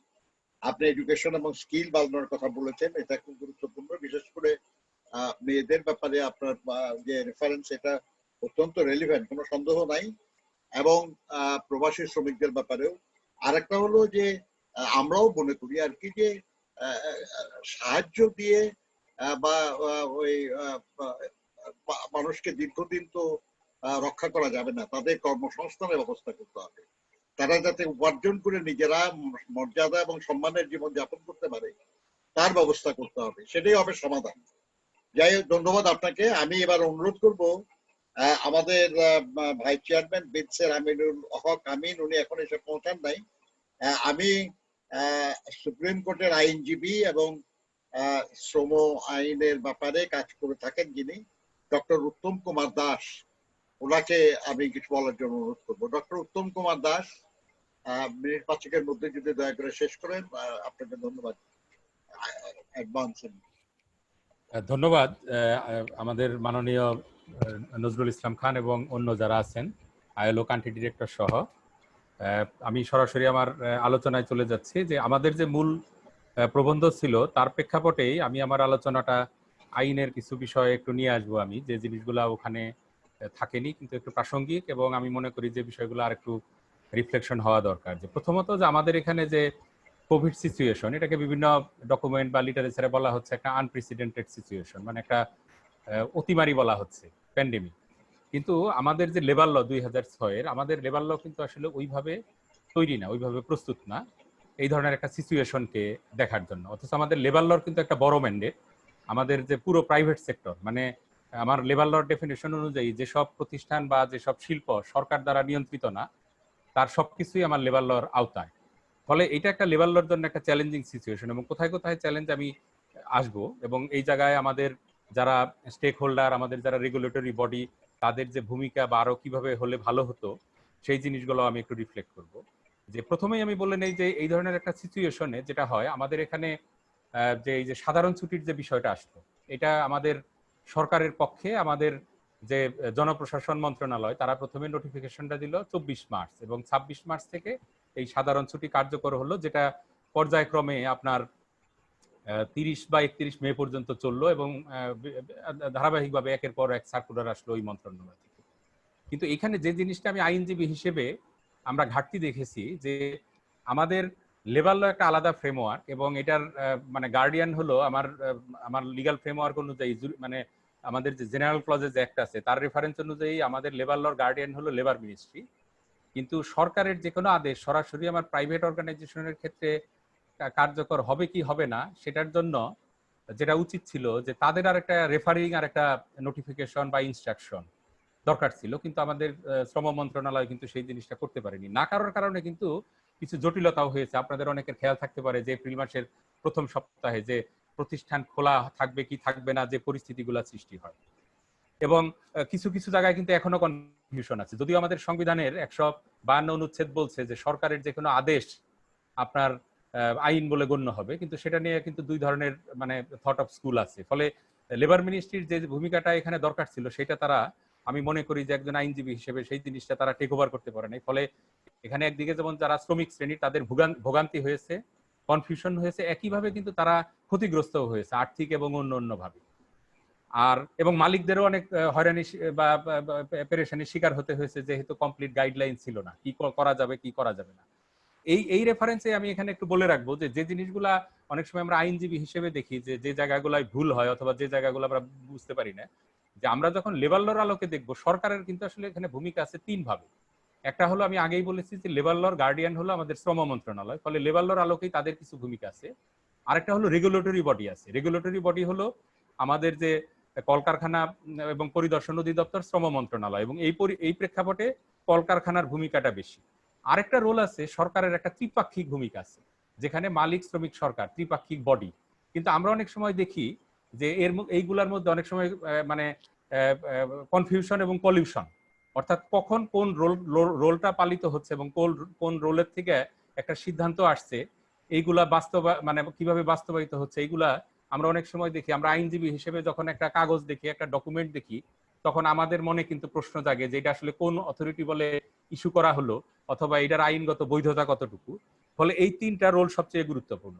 এবং আমার লেবার লতে যেমন অনেক প্রতিষ্ঠান লে অফ করেছে, অনেক প্রতিষ্ঠান লে অফ করেনি, কিন্তু আমাকে যদি আইনজীবী হিসেবে প্রশ্ন করেন, আমাদের লেবার লতেও কিন্তু কিছু জায়গা, যেহেতু এই আনপ্রেসিডেন্টেড সিচুয়েশনের জন্য এটা প্রস্তুত না, যেমন আমাদের এইটা লেবার লতে মহামারীর যে সংজ্ঞা, বা আমাদের সরকার এটাকে সংক্রামক ব্যাধি হিসেবে ঘোষণা করেছে, কিন্তু আমাদের কিন্তু এখনো সরকারিভাবে এটা মহামারী বা অতিমারী হিসেবে ঘোষিত হয়নি। ফলে লেবার লর সাথে যে জিনিসটা, সেটা আমাদের শ্রম মন্ত্রণালয় এবং অন্যদের একটা ভূমিকা ছিল। এবং এখানে আমাদের অনেকে 12 ধারা ব্যবহার করেছে। সেই জায়গাটায় যে প্রশ্নটা আমাদের আইএলওর কান্ট্রি ডিরেক্টর বলেছিলেন, যে যখন একটা সেপারেশন, সেটা ছাঁটাই বা অন্য যেভাবেই আসুক না কেন, একটা জাস্টনেস উনি একটা শব্দ ব্যবহার করেছেন, এবং ফেয়ারনেস। ফলে এই প্রক্রিয়াটা যথাযথভাবে হচ্ছে কিনা, সেই জায়গায় কিন্তু একটা রেগুলেটরি বডির একটা ভূমিকা আছে। মালিকের অধিকার আছে, তার যদি পর্যাপ্ত কারণ থাকে, প্রেক্ষাপট থাকে, যুক্তি থাকে, তখন 12 ধারা প্রয়োগ করা। কিন্তু এই প্রয়োগটা সঠিক সময়ে হচ্ছে কিনা, যথাযথভাবে হচ্ছে কিনা, যার বিরুদ্ধে হচ্ছে তার যেটা এন্টাইটেলমেন্ট, সে সেটা পাচ্ছে কিনা, রেগুলেটরি বডির কিন্তু সেই জায়গায় একটা বড় ভূমিকা আছে। ফলে সেপারেশন আইনে আছে, কিন্তু সেটা কিন্তু অ্যাবসলিউট না, সেটা প্রেক্ষাপট এবং তার কতগুলো মানদণ্ড সংশ্লিষ্ট আইনেই বলা আছে। এই জায়গায় একদিকে যেমন শ্রমিকের অধিকার যেসব প্রতিষ্ঠান দেখেন, মালিকের দায়িত্ব তো অবশ্যই আছে আইনের আলোকে, কিন্তু মালিক তার নিজের স্বার্থে আইনের অপব্যবহার করতে পারেন। সবসময় করবেন আমি তা বলছি না, কিন্তু কোনো মালিক করতে পারেন। সেই জায়গায় ট্রেড ইউনিয়নের একটা ভূমিকা আছে, রেগুলেটরি বডির ভূমিকা আছে। আরেকটা জিনিস আমার কাছে যেটা, মানে আপনারা এখানে অর্থনীতিবিদ দুইজনের আমি আলোচনা শুনলাম, আমি আইনের ছাত্র হিসেবে অনেক সময় জটিল জিনিস একটু বোঝার চেষ্টা করি, কিন্তু আমার কাছে কতগুলো সহজ প্রশ্ন, যে আমার মানে মার্চ মাসে শুরু হলো, তার মানে মার্চ মাসে তো স্বাভাবিকভাবেই শ্রমিকরা কাজ করেছে। ফলে প্রশ্ন আসবে যে এপ্রিল মাসের মজুরিটা তার কোথা থেকে দেওয়া হবে, যেটার আলোচনা আসবে মে মাসে, মে মাসেরটার আলোচনা আসবে জুন মাসে। এবং মিস্টার নজরুল ইসলাম খান কিন্তু একটা রেফারেন্স দিয়েছিলেন, ইভেন কোনো একটা প্রতিষ্ঠানের মালিক যদি তার শ্রমিককে ছাঁটাইও করতে যায়, তাকে তো 1 মাসের মজুরি দিতে হবে, তার মানে এই 1 মাসের তহবিল তার জামানত থাকার কথা, টার্মিনেট করতে গেলে 4 মাসের তহবিল তার থাকার কথা। ফলে আমাদের এখানে যেগুলো আমরা পত্রপত্রিকায় দেখেছি, যে কোনো কোনো প্রতিষ্ঠান কিন্তু মার্চ মাসের 26-27 তারিখেও লে অফ করেছে। এটা কিন্তু আইনের দৃষ্টিতে এবং আমি বলবো নৈতিকতার দৃষ্টিতে আমি মনে করি এটা মানে যথাযথ না। আমি বেআইনি আমি তা বলছি না, কিন্তু যথাযথ না। পাশাপাশি আরো কতগুলো প্রশ্ন, যে আমাদের সরকার 5,000 কোটি টাকা দিয়েছে, এবং পত্রপত্রিকায় কিন্তু আরো কতগুলো জিনিস এসেছে, যে আপনারা দেখেছেন, যে আরো বিজিএমইএ বিকেএমইএ এর পক্ষ থেকে সরকারের কাছে আবেদন করা হয়েছে, এবং আমরা যেটা শুনেছি যে আরো অর্থ দেয়া হচ্ছে অথবা দেয়া হবে। তাহলে আমার প্রশ্ন, যদি অর্থই দেয়া হয়, আবার 55% যদি অর্ডার থাকে, তাহলে শ্রমিক যে চাকরি হারাচ্ছে সেটা কিন্তু আমি মিলিয়ে দেখতে পারছি না। আবার আরেকটা জিনিস আমি পত্রপত্রিকায় দেখেছি, যে ইউরোপিয়ান ইউনিয়ন একটা অর্থ সাহায্য দিচ্ছে। আমার মূল পয়েন্ট যেটা আমাদের মিস্টার টুমো বলেছিল, যে এবং যেটা আমাদের রেজওয়ানুল ইসলাম সাহেব বলেছেন, যে আমি চাই যে কন্টিনিউইটি অফ জব যদি রাখা যায়। কারণ আমি 10 মাস কাজ করলাম একটা প্রতিষ্ঠানে, আমি চাকরি বাদ চলে গেল, আমি আবার 6 মাস পরে বা 3 মাস পরে একই প্রতিষ্ঠানে যোগদান করলাম, আইনের দৃষ্টিতে কিন্তু আমার এই 1 বছর ল্যাপস হয়ে গেল, আমার জবের ধারাবাহিকতা গেল। আরেকজন হয়তো আর 2 মাস চাকরি করলে তার 5 বছর পুরা হতো, 3 মাস চাকরি করলে তার হয়তো 10 বছর পুরা হতো। ফলে এই জিনিসগুলো কিন্তু খুবই গুরুত্বপূর্ণ। মানে আমি মনে করি যে এই জিনিসগুলো সমন্বয় দরকার, শ্রম মন্ত্রণালয়, মালিকদের সংগঠন, শ্রমিকদের সংগঠন, সবার মধ্যে। আর সবশেষে আমি যে জিনিসটা বলে শেষ করবো, এটা অর্থনীতিবিদরা আরো ভালোভাবে বলতে পারবেন। আমি মনে করি আমাদের যে সোশ্যাল সিকিউরিটি, যেটা এটা যেভাবে আমরা এতদিন ডিসকাশন শুনেছি আমার আগের কাজের সুবাদে এবং আমার এই সেক্টরের সাথে যোগাযোগের সুবাদে, আমি মনে করি যে সেই জিনিসটাকে এখন অন্যভাবে ভাবতে হবে। এই যে এখন কিন্তু শুধু গার্মেন্টস সেক্টর না, সব সেক্টরে এই লোকজনের চাকরি, ইভেন আমি কিন্তু এখন ভাববো যে আমার সন্তান ভবিষ্যতে প্রাইভেট জব বা বেসরকারি জব করবে কিনা, যে সে কত করলে কতটুকু নিরাপদ, কারণ এই ধরনের সিচুয়েশন যে কোনো সময় আসতে পারে। ফলে আমি মনে করি যে আমরা যখন সোশ্যাল সিকিউরিটির কথা বলছি, অন্য অন্য দেশের উদাহরণ, যেমন এটা আলোচনায় আপনারা নিয়ে আসবেন, শ্রীলঙ্কার উদাহরণ আসতে পারে, যে আপনার এখানে ম্যান্ডেটরি আপনার সোশ্যাল সিকিউরিটি, এবং সেখানে কার কি কন্ট্রিবিউশন থাকবে, কিভাবে এটা ম্যানেজ হবে। তবে আমি মনে করি যে আমি একজন শ্রমিক হিসেবে আমার অর্থ যদি আমি কন্ট্রিবিউট করি, সেটা যাতে কোনো একটা ইন্ডিপেন্ডেন্ট এবং রেগুলেটরি বডির মাধ্যমে নিয়ন্ত্রিত হয়, আবার ইন্ডিপেন্ডেন্ট মনিটরিং এবং সুপারভিশনের মাধ্যমে।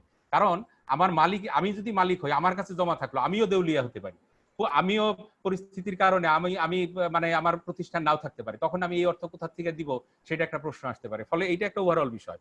সবশেষে আমি যে জিনিসটা বলবো, এটা আমি আইনজীবী হিসেবে আমার প্রত্যাশা যে ট্রেড ইউনিয়নের ভূমিকা কিন্তু আমি মনে করি এই প্রেক্ষাপটে খুবই গুরুত্বপূর্ণ। ফলে পুরো জিনিসটা আপনারা অনেকে করছেন, আমি ফেসবুকে দেখছি, পত্রপত্রিকায় দেখছি, কিন্তু কিছু কিছু সময় আসবে যখন সাদাকে সাদা, কালোকে কালো আপনার বলতে হবে। সেখানে আপনি প্রশাসনিক পদক্ষেপ আছে, আইনি পদক্ষেপ আছে, এবং কিছু কিছু জায়গায় আপনাকে কিন্তু এই দুই জায়গায় ইন্টিমেশন দিতে হবে।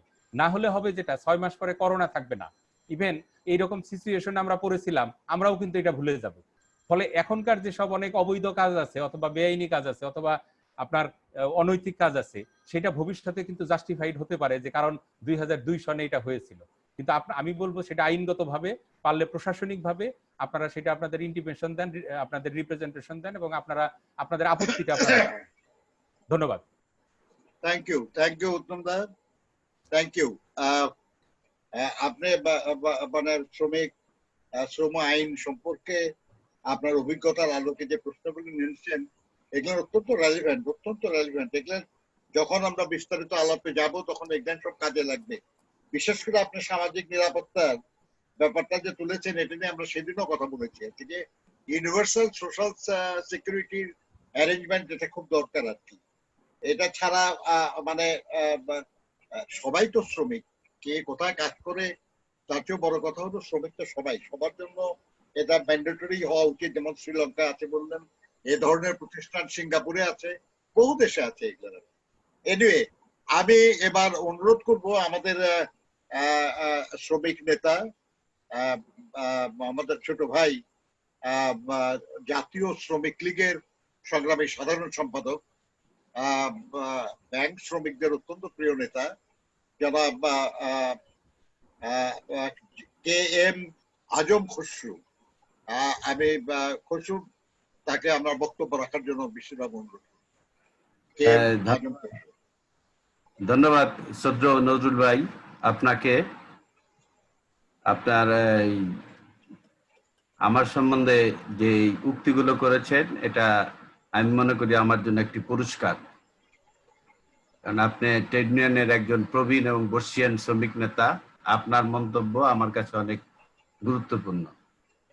তা আজকে সম্মানিত সভাপতি যিনি ছিলেন, তিনি ডাক্তার দেখাবেন বলে চলে গিয়েছেন। এখন আমাদের সদ্য শ্রীনাপা আজকে সভার সভাপতি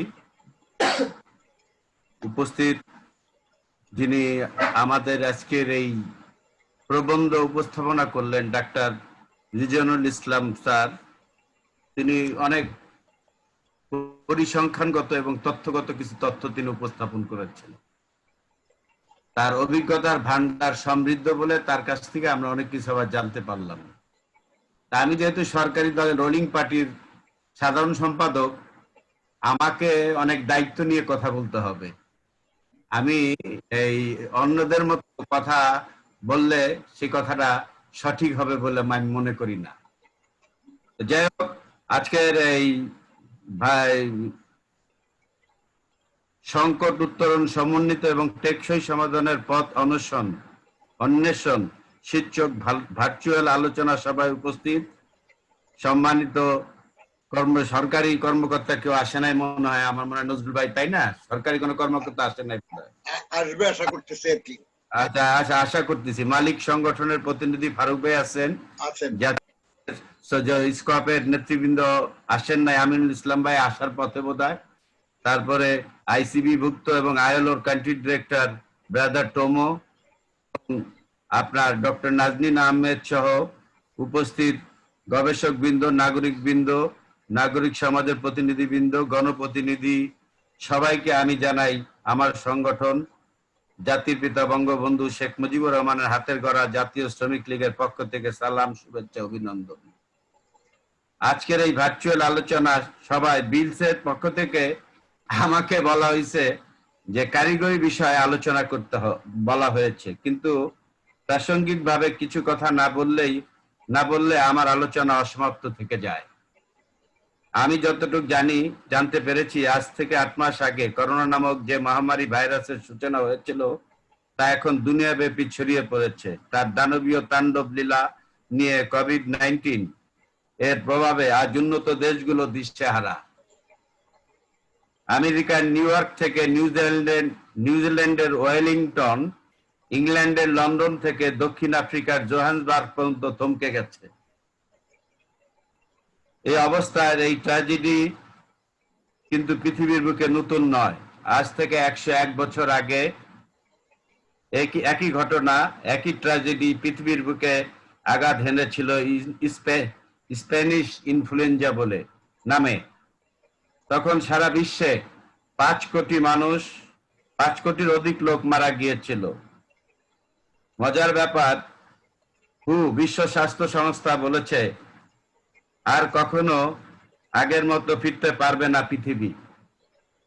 আবার এও বলেছে মেনে চলতে হবে স্বাস্থ্যবিধি, কিন্তু এভাবে সামাজিক দূরত্ব সভ্যতার পরিপন্থী।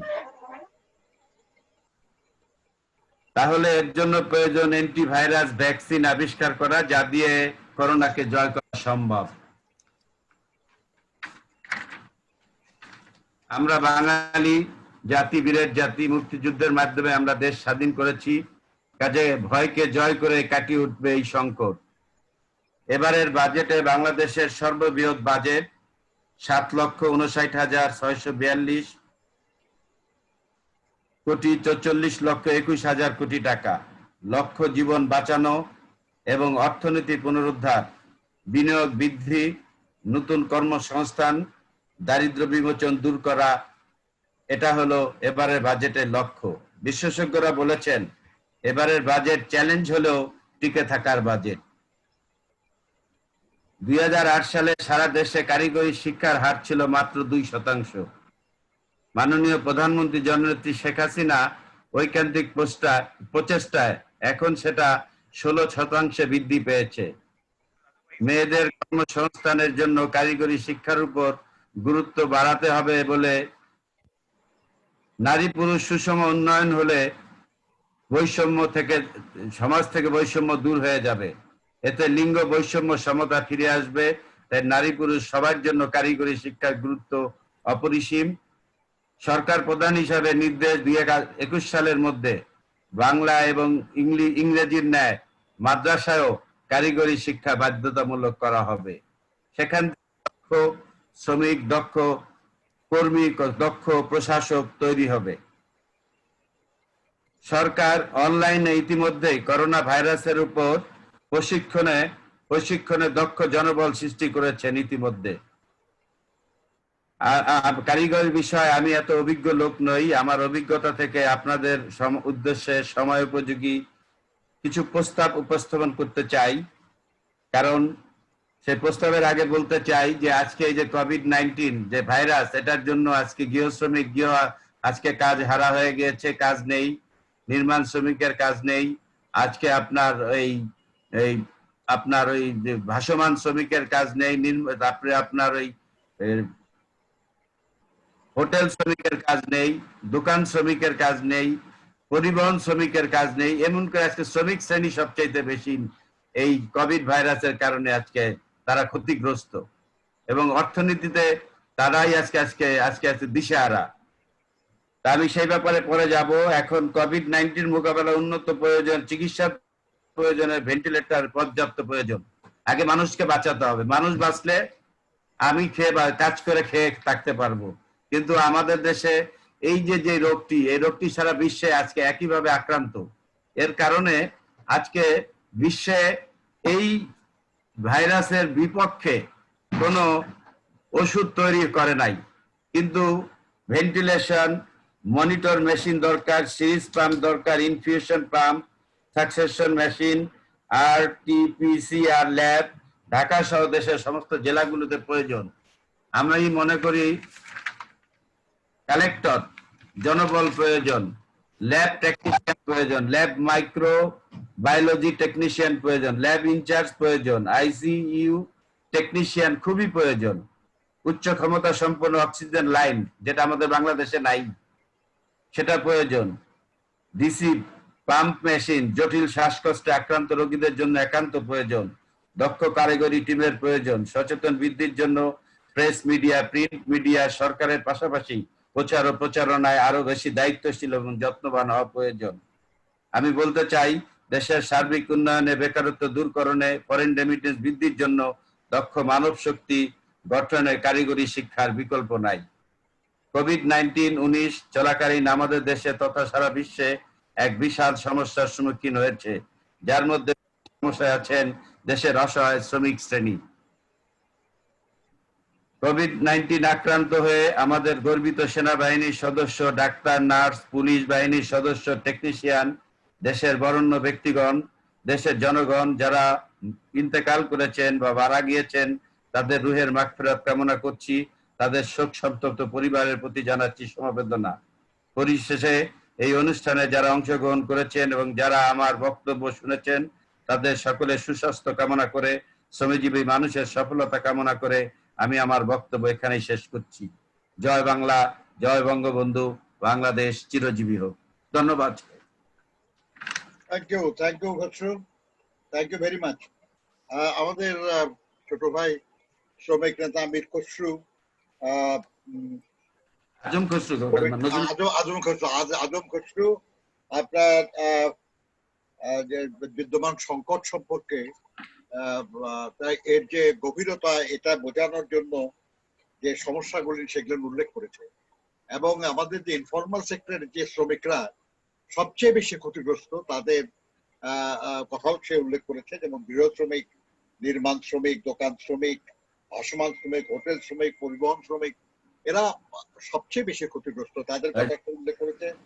এবং আমাদের যে দক্ষ জনশক্তি দরকার আগামী দিনে কাজের জন্য যোগ্য লোক তৈরি করা দরকার সে ব্যাপারে উল্লেখ করেছে। এবং এটা ভালো কবিরা মাদ্রাসা শিক্ষা ও যে কারিগরি শিক্ষার একটা উদ্যোগ সরকারের আছে এই সম্পর্কে সে আমাদেরকে জানিয়েছে।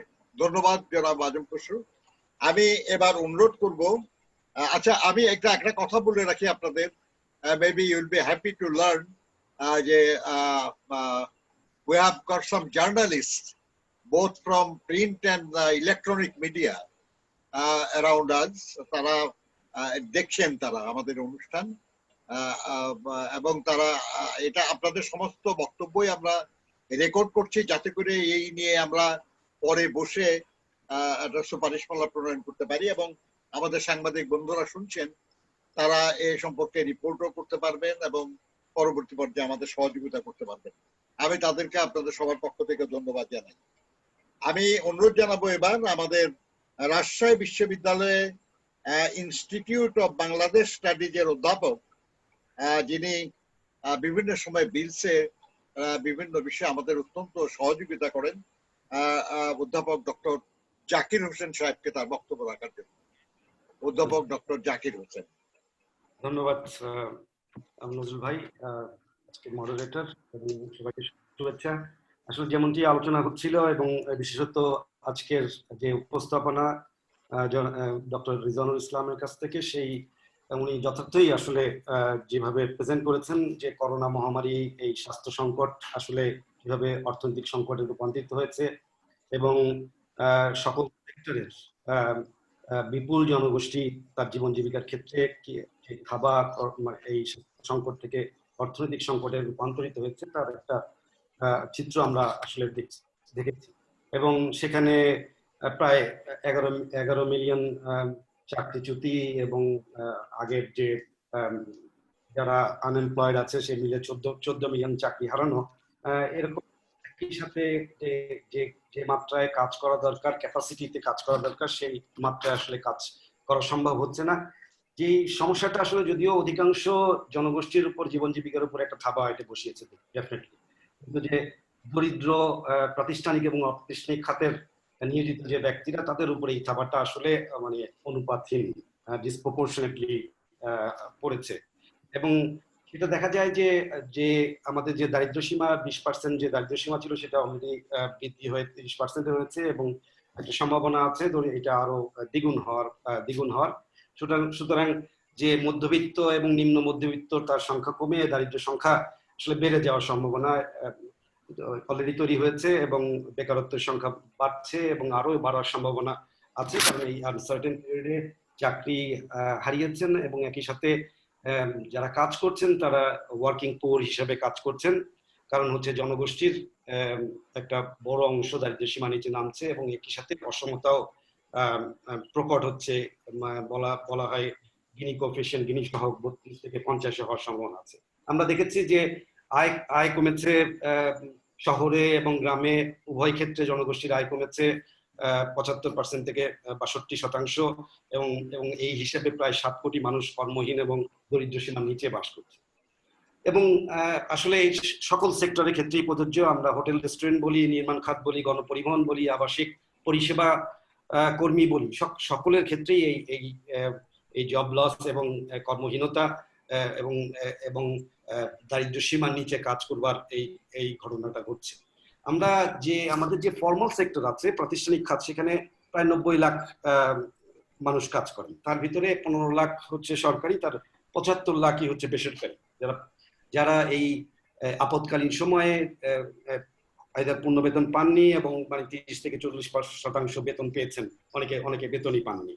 আর দেশের যে সর্বোচ্চ 86%, প্রায় 6 কোটি মানুষ অপ্রাতিষ্ঠানিক খাতের সাথে যুক্ত। তার ভিতরে যদি শিল্প এবং সেবা খাত যোগ করি তাহলে প্রায় 2,82,00,000 শ্রমিক নিযুক্ত, যারা আসলে দিন এনে দিন খান এই পর্যায়ে তারা কাজ করেন। এবং শ্রম আইন অনুযায়ী এদের অনেক সেক্টরেই এখনো ন্যূনতম মজুরিও ঘোষণা করা হয় নাই। সুতরাং অনেক সেক্টরেই আসলে যে আমরা যেটা দেখছি, এবং ডক্টর রিজওয়ানুল ইসলামের প্রেজেন্টেশন থেকে এবং অন্য আলোচনা থেকে আমরা যেটা জানি যে আসলে এই সময়ে প্রবলেমটা আসলে খুব রিয়েল, কারেন্ট, ইমিডিয়েট, এবং যে রিকভারির আলোচনা এবং রিভাইভালের আলোচনা হচ্ছে সেটা আসলে বিভিন্ন সলিউশনের কথা বলা হচ্ছে, সেগুলো পসিবিলিটি এবং প্রবাবিলিটি, এবং সেটা আসলে ইকোনমি হয়তো রিভাইভ করবে, এবং যেটা অনেক ক্ষেত্রেই করছে সেটা একই শেপে লাইভলিহুডও রিভাইভ করবে কিনা সেটা নিয়ে যথেষ্ট সন্দেহ আছে। কারণ এবং ডক্টর রিজওয়ানুল ইসলাম যথার্থই বলেছেন যে লাইভলিহুডের রিকভারি, এমপ্লয়মেন্ট রিকভারি অনেক স্লথ হয়, এবং বাংলাদেশের ক্ষেত্রে যেহেতু একটা লার্জ সেকশন ওয়ার্কিং পুয়ার আছে এবং তাদের এমপ্লয়মেন্ট প্রিকারিয়াস, তাদের ক্ষেত্রে এটার সম্ভাবনা অনেক বেশি। সে কারণে আমরা যেই সমস্যার আজকের যে আলোচনার যে এই সমস্যা থেকে উত্তরণের যে সম্ভাবনার পথ খোঁজা, সেই পথের ক্ষেত্রে আমরা অনেক ক্ষেত্রে যেটা করি আমরা কুইক ফিক্স করার চেষ্টা করি, এবং সেই কুইক ফিক্স করবার জন্য সেই প্রথাগত ধারণায় আমরা প্রবৃত্তিকে অর্জন করবার চেষ্টা করি, এবং যার ফলে আমরা খুবই দ্রুত গতিতে ফ্যাক্টরি খুলে দেই, আবার প্রয়োজনে তাদেরকে সীমিত করবার কথা বলি, যার ফলে আসলে এই প্রবৃদ্ধি আসলে সকলের কাছে পৌঁছায় না। সেটাকে অবশ্যই অন্তর্ভুক্তিমূলক করতে হবে এবং টেকসই করতে হবে, এবং যে কারণে যেটা প্রয়োজন সেটা হচ্ছে লং টার্ম এক ধরনের পরিবর্তন, যেটা এক ধরনের ভিশনারি পরিবর্তন দরকার। শুধুমাত্র যে এক্সিস্টিং যে মডেলে আমরা শুধু গ্রোথের দিকে ইকোনমিক রিভাইভাল, এই ইকোনমিক রিভাইভাল অবশ্যই অন্তর্ভুক্তিমূলক হতে হবে, এবং সেটা মাথায় রাখতে হবে। কারণ হচ্ছে 14 মিলিয়ন চাকরি হারাচ্ছেন, যেটা 20%-এর মতো যে ওয়ার্কিং ফোর্স। সুতরাং তার ভিতরে ম্যানুফ্যাকচারিং এ যদি 6 লাখ হয়, সার্ভিসে যদি 1.5 লাখ হয়, তাদেরকে আসলে এই যে যারা আপৎকালীন সময়ে কাজ হারিয়েছেন অথবা কর্মহীন আছেন, তাদেরকে অবশ্যই প্রথমে যেটা জরুরি সেটা হচ্ছে যে আপৎকালীন সহায়তা নিশ্চিত করতে হবে। সেই নিশ্চিত করবার জন্য সরকার ঘোষিত অনেকগুলো প্যাকেজ আছে, তার ভিতরে 50 লাখ পরিবারকে অর্থ সহায়তা দেওয়ার কথা বলা হয়েছে। সেখানে আমরা জানি যে 34 লাখ পরিবার এখনো সেই সহায়তা পাননি। বিভিন্ন সেক্টরে গার্মেন্টস এর 1800 ফ্যাক্টরি যে 5,000 কোটি টাকার যে মানে প্রণোদনা সেটা নিয়েছেন, কিন্তু আমরা দেখি কুটির শিল্প এবং স্মল এবং মিডিয়াম এন্টারপ্রাইজের জন্য যে 20,000 কোটি টাকা, তার ভিতরে মাত্র 200 কোটি টাকা এ পর্যন্ত দেওয়া হয়েছে, এবং ব্যাংকগুলো আসলে দিতেও তারা খুব বেশি আগ্রহী নন। কারণ হচ্ছে যে এই খরচটা তারা মনে করছেন যে এটা হচ্ছে কস্ট রিকভারির জন্য নেওয়া হচ্ছে। সুতরাং এটাকে প্রোডাক্টিভ করবার জন্য নিশ্চিতভাবে তাদেরকে পৌঁছানোর জন্য সেই মেকানিজম করা দরকার। সুতরাং আপৎকালীন সহায়তা অবশ্যই জরুরি সকলের জন্য, এবং সেখানে নির্দিষ্ট করে বিভিন্ন সেক্টর স্পেসিফিক ফোকাসড অবশ্যই হওয়া দরকার। তার ভিতরে যুবক, আমাদের যদি প্রায় 27% অধিক কোনো কর্মসংস্থান নেই, যে যুবকরা, তাদেরকে ফোকাস করতে হবে। আমাদেরকে অবশ্যই নারীদেরকে বিশেষভাবে ফোকাস করতে হবে। যে আলোচনা হয়েছে অভিবাসী শ্রমিক যারা অনেকে ফেরত আসছেন এবং আসার প্রক্রিয়া আছেন, আজকেও জানা গেল যে কুয়েত থেকে অনেকেই ফেরত নিয়ে আসতে হবে। সুতরাং তার ভিতরে ইভেন প্রবীণ এবং শিশুদেরকে, শিশু এখনো যেহেতু শিশু শ্রমিক অনেক সেক্টরে শিশু শ্রমিক আছে, তাদেরকে এরকম নগদ সহায়তার আওতায় আনতে হবে। এবং এই নগদ সহায়তার আওতায় আনা হয়তো ডিফিকাল্ট, কিন্তু ন্যাশনাল এনআইডির আইডি কার্ডের এগেনস্টের অ্যাকাউন্টের মাধ্যমে অনেকভাবে আসলে তাদেরকে পৌঁছানো সম্ভব। সেই মেকানিজম কিন্তু আমাদের দেশে আছে। এই সুতরাং নিশ্চিত করতে হবে যাতে করে নগদ সহায়তা সকলের কাছে পৌঁছায়। এবং যেটা এই আপৎকালীন সময় খুবই জরুরি, সেটা হচ্ছে যে শ্রমিকের চাকরির নিশ্চয়তা দিতে হবে। যে 1800 আরএনজি ফ্যাক্টরিতে যে প্রণোদনার সুযোগটা পাওয়া গেল, একই সাথে তারা বিভিন্ন ধরনের বাজেটেও রপ্তানিতে 1% যে এক্সট্রা যে রপ্তানি প্রণোদনা দেওয়া হচ্ছে, অন্যান্য সুযোগ সুবিধা দেওয়া হচ্ছে, নিশ্চিত করতে হবে সকল সেক্টরের জন্য যে এই আপৎকালীন সময় যাতে কেউ রিট্রেঞ্চমেন্ট ছাঁটাই এই ধরনের ঘটনা না ঘটে সেটা নিশ্চিত করতে হবে। কিন্তু আমি এই কুইক ফিক্সের, এটা হচ্ছে শর্ট টার্ম আপৎকালীন, কিন্তু লং টার্মে যে চিন্তাটা, সেই চিন্তার ভিতরে অবশ্যই আমার কাছে মনে হয় যে আমরা অনেক ক্ষেত্রেই আমাদের আলোচনাগুলো ওভার ডিপেন্ডেন্স করে ফেলি একটা সেক্টরের ভিতরে, সেই গার্মেন্টস সেক্টর। সেখান থেকে আসলে একটু বের হয়ে আসে আলোচনাটা দরকার, কারণ আমাদের বেশিরভাগ এই কর্মক্ষম জনগোষ্ঠী যুক্ত হচ্ছে অপ্রাতিষ্ঠানিক খাতে এবং আমাদের যে লোকাল যে এমপ্লয়মেন্ট সেক্টর গুলো, সেই সেক্টরে সেখানে কিন্তু ফোকাসটা করা দরকার। এবং সেখানে নিশ্চিত করা দরকার যে সকল সেক্টরে কিভাবে এমপ্লয়মেন্ট ক্রিয়েশন হয়। নতুন প্রতি বছর তো 2 লক্ষ শ্রমিক বাজারে আসেন কাজের জন্য, এখন আরো বেশি আসবেন। সুতরাং তাদের জন্য নতুন করে কর্ম ক্ষেত্র তৈরি করা নিশ্চিত করা জরুরি। আর আরএনজির ক্ষেত্রে অবশ্যই যেটা দরকার সেটা হচ্ছে যে একই সাথে মার্কেটের বৈচিত্র্য তো দরকারই, কারণ হচ্ছে যে আমরা শুধুমাত্র 2টা মার্কেটের উপরে ডিপেন্ডেন্স। আমেরিকায় আমাদের 21% এক্সপোর্ট হয়, ইউরোপিয়ান মার্কেটে প্রায় 70% এক্সপোর্ট হয়। কিন্তু এই এক্সপোর্ট গুলো আমরা করি হচ্ছে মাত্র 5টা প্রোডাক্টে এক্সপোর্ট করি আমরা প্রায় 72%। সুতরাং এই যত পণ্যের বৈচিত্র্য যদি না আসে, এই মার্কেটের বৈচিত্র্য যদি না আসে, এই গার্মেন্টস সেক্টরের যে চ্যালেঞ্জ গুলো সেটা ফেস করা আসলে মুশকিল। অবশ্যই তাদের এখন পূর্ণ ক্যাপাসিটিতে তারা কাজ করছেন না, যদিও অর্ডার অনেক ফেরত এসছে, তারপরেও তাদের যে চ্যালেঞ্জ গুলো আছে সেটাকে মোকাবেলার জন্য তাদের শ্রমিক যাতে ছাঁটাই না হয় সেটা নিশ্চিত করা জরুরি। কিন্তু একই সাথে আমি বলবো যে এই সেক্টরের বাইরেও আমাদের এই নীতিগত যে সিদ্ধান্তগুলো, সেই সিদ্ধান্তগুলো নেওয়া জরুরি। তার ভিতরে একটা বড় সিদ্ধান্ত হচ্ছে আমাদের আসলে সকল শ্রমিকের জন্য যেটা জরুরি সেটা হচ্ছে ন্যূনতম আয় নিশ্চয়তা, এক ধরনের বেসিক ইনকাম গ্যারান্টি। এবং সেই বেসিক ইনকাম গ্যারান্টি আসলে ন্যূনতম একটা মজুরির উপরে ভিত্তি করেই হওয়া দরকার, যেটা বিভিন্ন সময় বিভিন্ন হিসাব হয়েছে। বিভিন্ন জন 15,000 থেকে তার উপরে আলোচনা করছেন। আমরা 2 বছর আগে হিসাব করেছিলাম যে কমপক্ষে 18,000 টাকা প্রয়োজন একটা ফ্যামিলির গড় 5.2 জন পরিবারের সদস্য নিয়ে বেঁচে থাকবার জন্য, শোভন জীবনযাত্রার জন্য তার যে মিনিমাম দরকার কমপক্ষে 18,000 টাকা, সেই হিসাবের মাধ্যমে একটা ন্যূনতম গ্যারান্টি নিশ্চিত করা দরকার, বেসিক ইনকাম গ্যারান্টি নিশ্চিত করা দরকার সকল সেক্টরে। সেটা যেখানে যাদের যে সকল সেক্টরে সেই সক্ষমতা ইনিশিয়ালি থাকবে না, সেইখানে রাষ্ট্রের আসলে প্রণোদনা দরকার, সেই ফোকাস প্রণোদনা দরকার যে কোথায় আসলে কোন সেক্টরের মানে কারা এটা নিশ্চয় দিতে পারছে না, বেসিক ইনকাম গ্যারান্টি দিতে পারছে না, সেখানে রাষ্ট্রের আসলে এগিয়ে আসা উচিত। নিশ্চিত করার মধ্যে জরুরি আসলে সামাজিক সুরক্ষা, যে বিভিন্ন সময় এই ধরনের মহামারী বা বিভিন্ন সমস্যার কারণে চাকরিচ্যুতি হতে পারে, কর্মক্ষমতা হারাতে পারে। সুতরাং তাদের নিশ্চিত করতে হবে যে আসলে এই যে সামাজিক সুরক্ষা প্রোগ্রাম গুলো আছে তার আওতায় এই কর্মক্ষম জনগোষ্ঠীকে আনা। আমাদের যে 140-এর অধিক সামাজিক সুরক্ষা প্রকল্প আছে, তার ভিতরে খুব অল্পগুলোই আছে ওয়ার্কফেয়ার প্রোগ্রাম, এবং শুধুমাত্র যারা আনএমপ্লয়েড তাদেরকে ফোকাস করে, এবং তার যে কর্মসূচি সেটাও খুব অপর্যাপ্ত, এবং তাদের যে বেনিফিট সেটা এখনো পর্যন্ত অপ্রতুল। সেগুলোকে অবশ্যই আরো ওয়াইডেন করা দরকার, সকল শ্রমিককে তার আওতায় আনা দরকার। তার ভিতরে একটা বড় সুযোগ হচ্ছে সকল শ্রমিককে স্বাস্থ্য এবং জীবন বীমার আওতায় নিয়ে আসা, যাতে করে এই ধরনের ক্রাইসিস গুলো আমরা মোকাবেলা করতে পারি।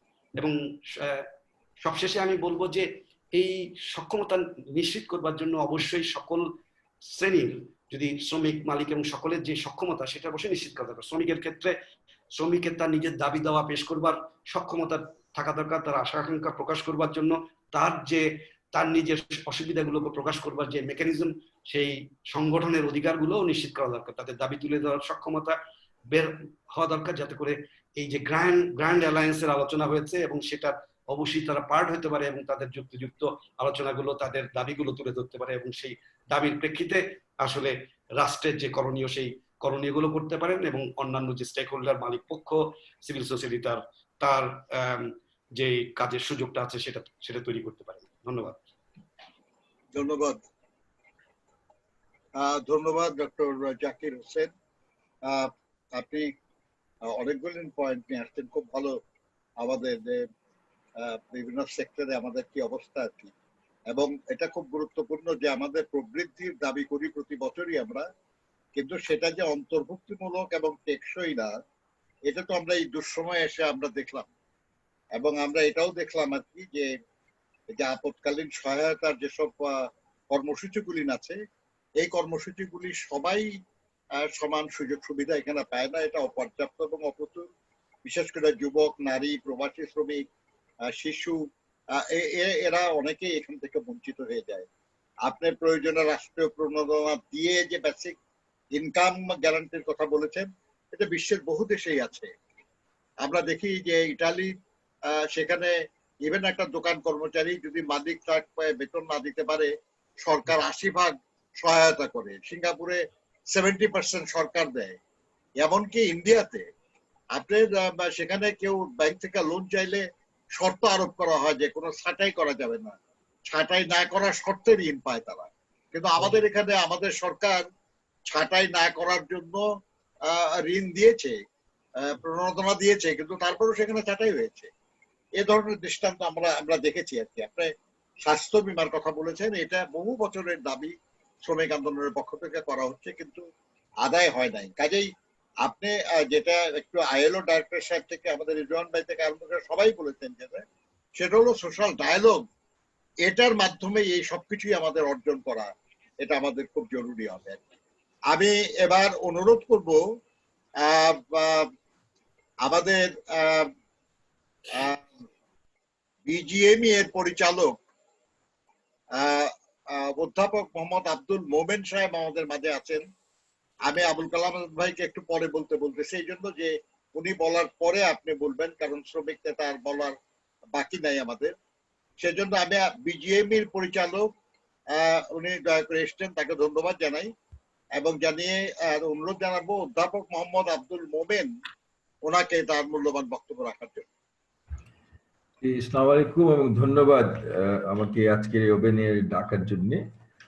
আমি বিজিএমইর পক্ষ থেকে চেষ্টা করব কয়েকটা প্রশ্ন এবং কিছু তথ্য দেয়া হয়েছে যেটা সম্বন্ধে আমার মনে হয় একটু ব্যাখ্যা দেওয়া দরকার। প্রথমে আমি প্রবন্ধকার, যিনি মূল প্রবন্ধ উপস্থাপন করলেন, ডক্টর রিজওয়ানুল ইসলাম, উনি বিজিএমইর যে 5,000 কোটি টাকা, সরি এক্সপোর্ট ওরিয়েন্টেড ইন্ডাস্ট্রির জন্য যে 5,000 কোটি টাকার যে প্রথম প্রণোদনাটা ছিল, সেটা সম্বন্ধে, সেটা কেমন করে মানে ওটার বাস্তবায়ন সম্বন্ধে একটু প্রশ্ন করেছেন এবং তার পরবর্তীতে আরো দুজন বক্তাও একটু মনে হয় এই বিষয়ে একটু কিছু প্রশ্নের উত্তর আশা করছেন। তো আমি যেটা বলতে চাই সেটা হচ্ছে হলো, প্রথম প্রণোদনাটা, আমি ঢাকা বিশ্ববিদ্যালয়ে আইবি এর অধ্যাপক, বর্তমানে অধ্যাপনা করি। আর আমি বিজিএমইতে পারিবারিক সূত্রে, যেহেতু গার্মেন্ট ব্যবসার সঙ্গে জড়িত, সেই সুবাদে একজন ইলেক্টেড ডিরেক্টর। তো আজকে আমাকে বিজিএমইর পক্ষ থেকে কিছু কথা বলতে বলা হয়েছে। তো যেটা হচ্ছিল যে 5,000 কোটি টাকার যে প্রথম প্রণোদনাটা, যেটা সরকার একটি সহজ শর্তে আমাদেরকে এই গার্মেন্টস ইন্ডাস্ট্রি সহ সকল এক্সপোর্ট ওরিয়েন্টেড ইন্ডাস্ট্রিকে ঋণ সুবিধা দিয়েছিলেন প্রথম 3 মাসের। মার্চ মাসের বেতন, আমার মনে হয় যিনি বিআইডিএস এর প্রতিনিধি, উনি বললেন যে মার্চ মাসের বেতন তো আর কাজের তো কোনো অসুবিধা ছিল না। ঠিকই বলেছেন উনি। মার্চ মাসে আমরা এন্টায়ার ইন্ডাস্ট্রি মার্চ মাসে তাদের নিজস্ব অবস্থান থেকেই সেই মাসের বাদ বেতন ভাতা ইত্যাদির ব্যবস্থা করেন। প্রণোদনার যে ঋণের টাকাটা সেটা এপ্রিল, মে, জুন 3 মাসের জন্য, এবং সেটা প্রথমে বলা হয়েছিল 1% সার্ভিস চার্জ সহ, কিন্তু এটা একটা ঋণ। ইন্ডিভিজুয়াল কোম্পানি তার ব্যাংকের সঙ্গে তাদের যে ক্রেডিট ওয়ার্দিনেস আছে তার বিবেচনায় সেই ঋণ পাওয়ার যোগ্যতা অর্জন করবে অথবা করবে না। তো সেই রকম ভিত্তিতে বিগত 3 মাসের বেতনের গড় হিসেবে এই এক এক মাসের জন্য কত টাকা পর্যন্ত বেতনের জন্য ঋণ দেওয়া যেতে পারে সেই হিসেবে প্রত্যেকটা ব্যাংক যার যার কাস্টমারকে মানে প্রতিষ্ঠানকে একটা স্যাংশন দেয়। তো সেই স্যাংশনের আওতায় এপ্রিল, মে এবং জুন মাসের 3 মাসের বেতন দেওয়ার কথা, কিন্তু প্রণোদনার টাকাটা 2 মাসের বেতনের মধ্যেই শেষ হয়ে যায়। তো পরবর্তীতে মাননীয় প্রধানমন্ত্রী বিশেষ বিবেচনায় আরো 2,500 কোটি টাকা বরাদ্দ করেন, যেটা পরবর্তী 30,000 কোটি টাকার প্যাকেজ ছিল, সেটা দিয়ে জুন মাসের বেতন দেয়। এতে করে সব প্রতিষ্ঠান কিন্তু এই প্রণোদনার আওতায় ঋণ সুবিধা গ্রহণ করতে পারেননি। যাদের সঙ্গে যাদের ব্যাংকের মানে ক্রেডিট ওয়ার্দিনেস ঠিক ছিল তারাই শুধুমাত্র এই সুবিধার পেতে পেরেছেন।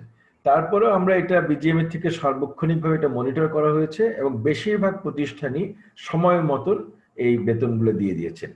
এর মধ্যে হয়তো সামান্য কিছু ফ্যাক্টরি এটাতে পারেন নাই যারা সেই বেতনগুলো দেওয়ার জন্য, তারই হয়তো আপনার কোনো স্ট্রিট ডেমনস্ট্রেশন দেখে থাকতে পারেন। এগুলো একটা কথা। দ্বিতীয় কথা হচ্ছে যে এখানটায় 65% দেওয়ার ব্যাপারটা, সেটা হচ্ছে শুধুমাত্র প্রথম মাসে, যেটা আমরা বন্ধ করি 26শে মার্চ, আবার পুনরায় চালু হয় 2রা মেতে। এই সময়টা যে বন্ধ ছিল তখন ত্রিপক্ষীয় আলোচনার মাধ্যমে, যেটি আমাদের লয়ার মহোদয় বললেন যে সরকারি বিভিন্ন রোলের মধ্যে একটা ট্রাইপার্ট্রাইট রোল আছে, সেই ট্রাইপার্ট্রাইট রোলের মধ্যে মাননীয় শ্রমমন্ত্রীর সভাপতিত্বে 3 পক্ষের মধ্যে আলোচনায় 65 যারা কাজে ছিলেন না তাদেরকে 65% অফ দ্য গ্রস স্যালারি দেওয়ার কথা হচ্ছে, যেটা আইনে লে অফ করলে অ্যারাউন্ড 54% পেত। তো সেক্ষেত্রে সেটা, আর বাকি যারা কাজ করেছেন তারা 100% পেয়েছেন। তো সেই হিসেবে এপ্রিল, মে এবং জুন মাসের বেতন দেওয়া হয়। জুলাই মাসের বেতনের জন্য পুনরায় কোনো সংগঠন থেকে চাওয়া হয়েছিল, কিন্তু এখন পর্যন্ত আমার জানা মতে সেরকম কোনো সুনির্দিষ্ট জানা যায়নি। তো আমার মতে মনে হয় এখন পর্যন্ত প্রতিষ্ঠানগুলো নিজস্ব প্রচেষ্টায় সেই জিনিসটা করবেন। এটা গেল হচ্ছে যে 2টা ব্যাখ্যা এখানটায় চাওয়া হচ্ছিল কিভাবে ডিস্ট্রিবিউশন হয়েছে তা। আর আরেকটা কথা বলে রাখি, এখানটায় মাত্র 4% ফ্যাক্টরিতে যখন কোভিড শুরু হয় তখন এমএফএস মানে মোবাইল ব্যাংকিং সার্ভিসের মাধ্যমে মাত্র 4% এনলিস্টেড ফ্যাক্টরির যারা ওয়ার্কার আছেন, বিজিএম এর যা সদস্যভুক্ত কারখানার যারা ওয়ার্কার আছেন তাদের মধ্যে only 4% use to have MFS. পরবর্তীতে প্রায় এই লকডাউনের মধ্যে প্রায় 24 লক্ষ শ্রমিককে এই আপনার এমএফএস এ মানে ওনাদেরকে ডকুমেন্টেশনের মাধ্যমে পুরো এমএফএস এর সদস্য করা হয়, মানে দে কুড ওপেন দ্য মানে মোবাইল ব্যাংকিং ফেসিলিটিস। এবং এই পুরাটা স্যালারি 3 মাসের, এপ্রিল, মে এবং জুন 3 মাসের স্যালারি কিন্তু এই সব ওয়ার্কারের কাছে মোবাইল ব্যাংকিং সিস্টেমের মাধ্যমে গেছে। এবং ব্যাংকগুলা কোম্পানিকে ঋণের মানে they have sanctioned the loan and transferred the money to the individual worker salary account. So এটা এর মধ্যে মানে একেবারে সম্পূর্ণ স্বচ্ছভাবে এই জিনিসটা ডিস্ট্রিবিউট, যদিও এন্টারপ্রেনার অথবা কোম্পানি এই জিনিসটা বড় করেছেন money from their respective bank, যেটা কিনা পরবর্তীতে বাংলাদেশ ব্যাংক এই টাকাটা মানে রিপ্লেনিশ করে দিয়েছেন একটা 1% সার্ভিস চার্জ। মে এবং জুন মাসেরটা, এপ্রিল এবং মে মাসেরটা হয়েছে, জুন মাসের জন্য 2% ইন্টারেস্ট। এটা হচ্ছে ওই প্রণোদনার যে প্যাকেজটা তার সম্বন্ধে ব্যাখ্যা। এখানটায় কথা হচ্ছিল যে মানে work place safety. I think Mr. Tumo is very well aware that while we were under lockdown, we had a series of discussion, and we have had lot of consultation with various agencies, and we have developed a very well thought health safety protocol, and which was also endorsed by all those agencies that are working here, and it has been very religiously practiced in the industry, because the industry is very well equipped to comply with new rules, to comply with norms and practices. So as a result, it has been very well, I would say, implemented, as a result of which we have seen very little cases of COVID, affected people in the workforce or in our workforce. So far, there have been 396 male and 96 female that have been, that they were, they had COVID, they were tested COVID positive, and 384 recovered and went back, and unfortunately we lost one person. This is the latest statistics that we have from BGMEA Health Services. We have opened up one in collaboration with the BARDEM. We have opened up a state-of-the-art lab testing facility, and there are also 9 hospitals being run by BGME in Dhaka and Chittagong. That was there from before, but they are not also treating COVID patients.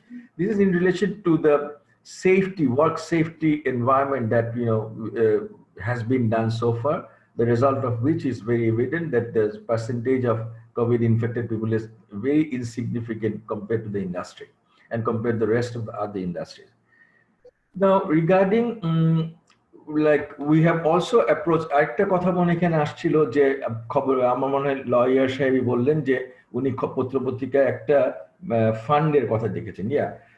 Covid শুরু হওয়ার সঙ্গে সঙ্গে BGME এর তরফ থেকে আপনার German গভর্নমেন্টের কাছে এবং এবং ইউরোপিয়ান ইউনিয়নের কাছে লেখা হয়েছিল যাতে যে সমস্ত রিট্রেঞ্চ ওয়ার্কারদের কোনো সাপোর্টে আসা যায় কিনা, সেই রকম একটা কমিটমেন্ট জার্মান গভর্নমেন্টের কাছ থেকে আসছে, এবং এটা কোথায় আন্ডার কনসিডারেশন উইথ ইআরডি, যেটার মাধ্যমে হয়তো বিজিএমই ডেটাবেস ইউজ করে রিট্রেঞ্চ ওয়ার্কারদের জন্য একটা ফ্যাসিলিটির কথা আমরাও পত্রপত্রিকায় দেখেছি, যেটা আপনারা দেখেছেন। তো এটার ইনিশিয়েশনটা বিজিএমএ তরফ থেকে হয়েছিল, এতটুকু আমি এখানে বলতে পারি। এছাড়া 0.303% of entire revenue of collected revenue from BGME members goes to a fund, যেটার মধ্যে বোধহয় এখন একটা সিগনিফিকেন্ট টাকা আছে, যেটা ডিস্ট্রিবিউশন কিন্তু আমরা জড়িত না, কিন্তু এই টাকাটা হচ্ছে এই ওয়েলফেয়ার, ওয়ার্কার ওয়েলফেয়ারের জন্য ব্যয় হওয়ার কথা।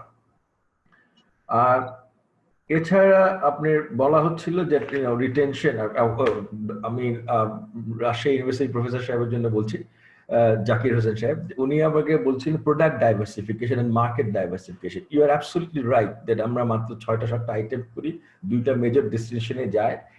এইটার প্রচেষ্টা কিন্তু বহু বছর থেকে আছে। আপনি যদি খেয়াল করে থাকেন, অ্যাপারেন্টলি হয়তো আপাত দৃষ্টিতে যারা বাইরে আছে তারা মনে করেন যে এই ইন্ডাস্ট্রিতে কোনো বোঝা অগ্রগতি হয়নি।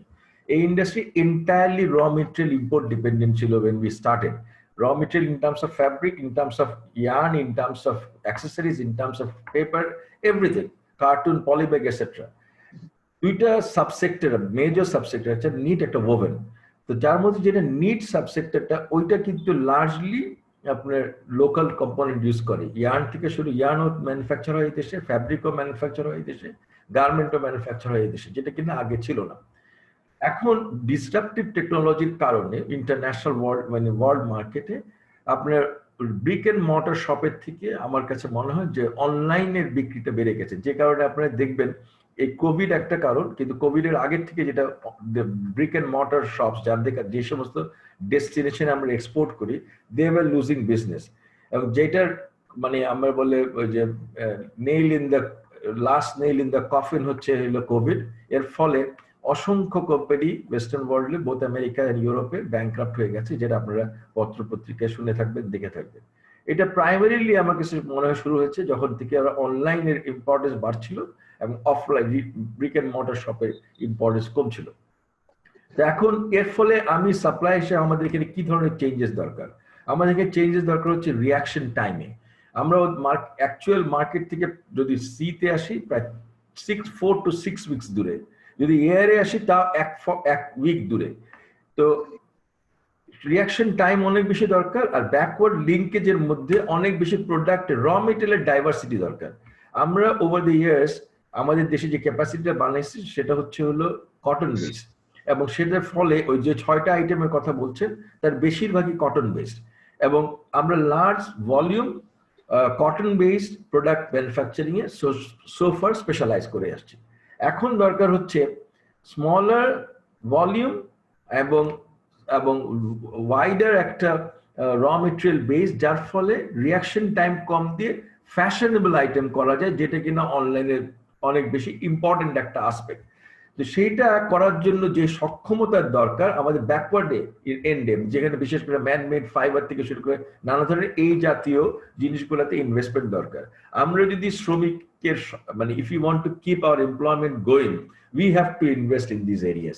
We have to invest in multiple fabric sourcing. কারণ আজকে চায়না থেকে র মেটেরিয়াল ইম্পোর্ট করে এনে 7 দিনের মাথায় একটা অনলাইন কাস্টমারের কাছে আপনি বিক্রি করতে পারবেন না। আপনার কাছে যদি ইন হাউস র মেটেরিয়াল, বাংলাদেশে যদি র মেটেরিয়াল গুলো থাকে, তাহলে পরে হয়তো আপনি 7 দিন 10 দিনের একটা জিনিস তৈরি করার কথা স্বপ্ন দেখতে পারেন, আদারওয়াইজ ইট ইজ ইম্পসিবল। তো এখন সেই কারণে নিয়ার শোর ওদের দেশে, এখন আগে ছিল অফশোর করছে আমাদের দেশে, এখন তারা নিয়ার শোর করছে। যখন তারা নিয়ার শোর করছে, কাছাকাছি দেশগুলো থেকে তারা এই জিনিসগুলো করছে, করে সে এখন আমাদের কম্পিটিশন, আমরা টেকনোলজির কাছে কম্পিটিশন, মানে আমাদের we are losing jobs two technology, we are losing markets two technology.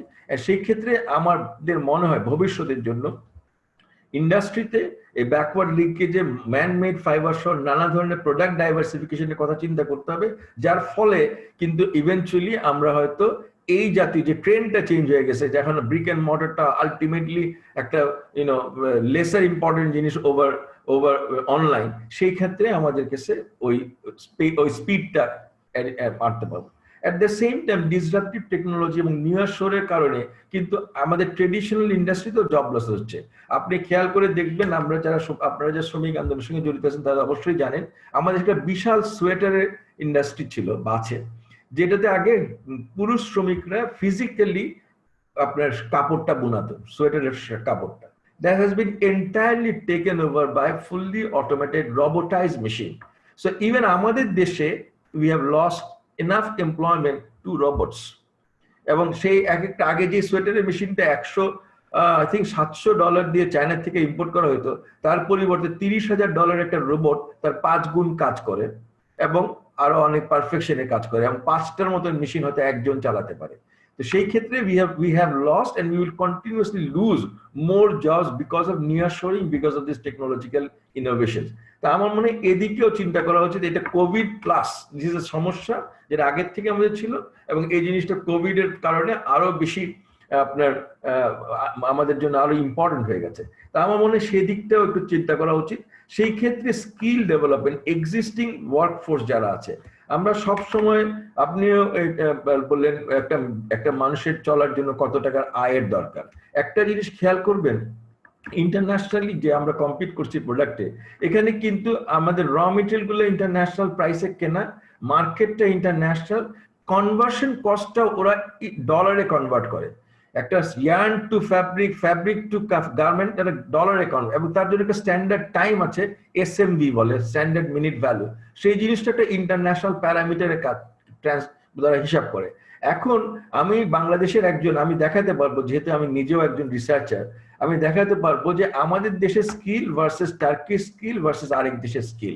তো এখন ওই জিনিস, যদি এটা সময় না, তখন আমার স্কিলের জিনিসটাকে, এফিসিয়েন্সি জিনিসটাকে আমাদের মাথায় আনতে হবে, যেটা কিনা আমার মনে হয় একটা জাতিগতভাবে আমাদের কাছে এই জিনিসটাকে একটু কনসিডারেশন করার সময় আসছে, যে আমরা যখন অন্যান্য দেশের সঙ্গে তুলনা করবো, যেহেতু আমরা ইন্টারন্যাশনাল মার্কেটে কম্পিট করছি, আমরা যেন ওই কম্পিটিটিভনেসটা না হারাই। তো ওইদিকে আমাদের স্কিল ডেভেলপমেন্টের, রিস্কিল করার দরকার আছে, স্কিল ডেভেলপমেন্টের দরকার আছে। আর যে সমস্ত টেকনিক্যাল এডুকেশনের কথা বলা হয়েছে, আমি fully agree and appreciate that এরকম এফর্ট দরকার। At the same time industry নিডের সঙ্গে, এই যে আমরা যে ইউনিভার্সিটি থেকে যা প্রডিউস করি বা ইনস্টিটিউশনগুলোতে যা প্রডিউস করি, ইন্ডাস্ট্রির সঙ্গে একটা মিল থাকা দরকার, এবং ইন্ডাস্ট্রি নিডটাকে অ্যাসেস করা দরকার সেই অনুযায়ী। এখন এই ডিসরাপটিভ টেকনোলজি, কোভিড, সমস্ত কিছু হয়তো অনেক কতগুলো চ্যালেঞ্জেস দিচ্ছে, অ্যাট দ্য সেম টাইম কিছু নিউ অপরচুনিটিস দিচ্ছে।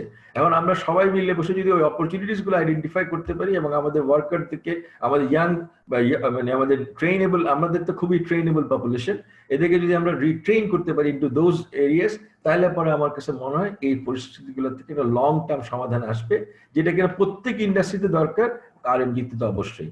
আমি কথা বলে, এবং এই একটা অনুষ্ঠান আলোচনা মানে I congratulate and I thank everybody for organizing such an event. I believe that there will be a lot of outcome coming out of this sort of a discussion, and this will be very helpful for our future, policy formation and our way forward. Thank you so very much. Thank you. Thank you, Dr. Mohammad Abdul Momen সাহেব। আপনি BGM এর পরিচালক, এটা তো জানি আমরা। আপনি বিশ্ববিদ্যালয়, থ্যাংক ইউ।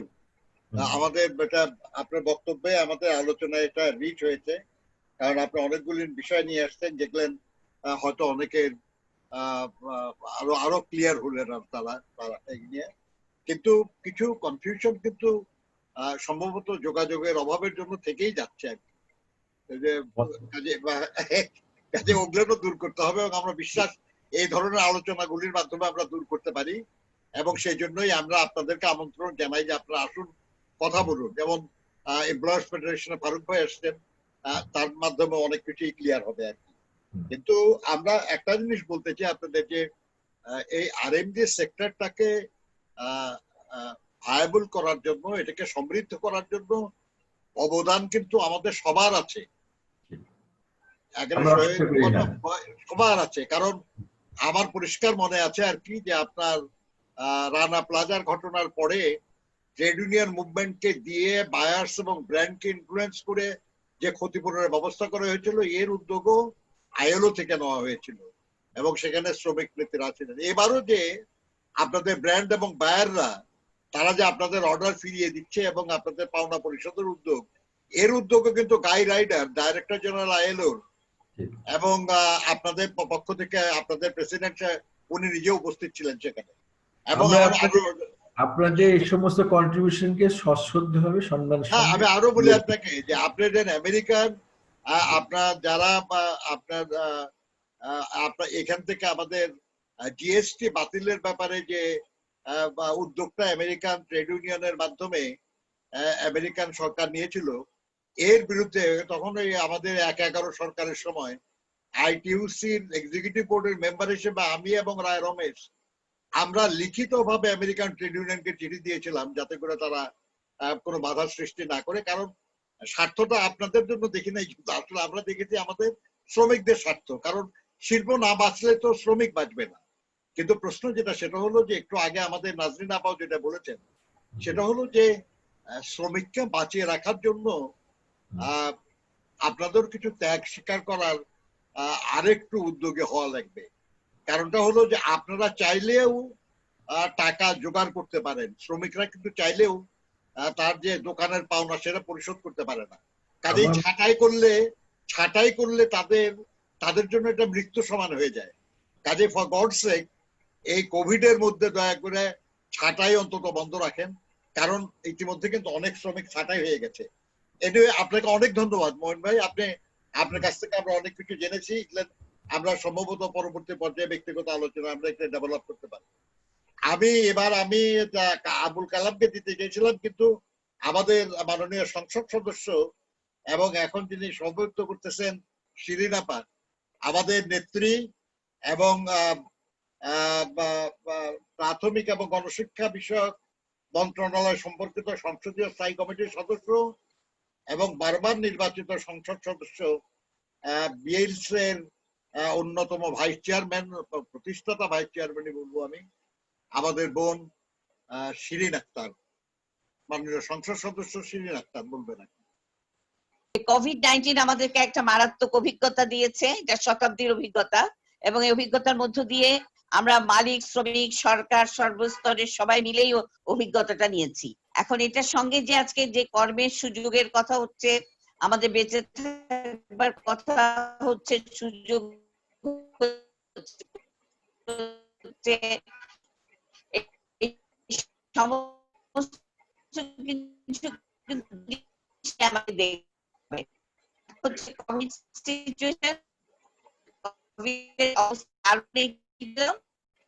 করতে চাই, কি করবো। আরেকটা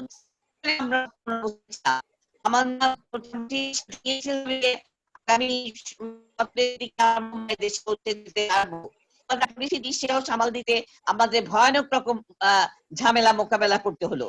সুতরাং এইরকম একটা পরিস্থিতিতে সত্যিকার অর্থে আমাদের ডাটাগুলো কি বলে, আমাদের ডাটাগুলো ঠিক রাখা, এবং সত্যিকার অর্থে পরিসংখ্যানগুলো প্রত্যেক ক্ষেত্রেই কি অবস্থায় আছে সেটা দেখা খুব জরুরি। আজকের আলোচনার জন্য এটা আমার কাছে অত্যন্ত গুরুত্বপূর্ণ একটি বিষয়।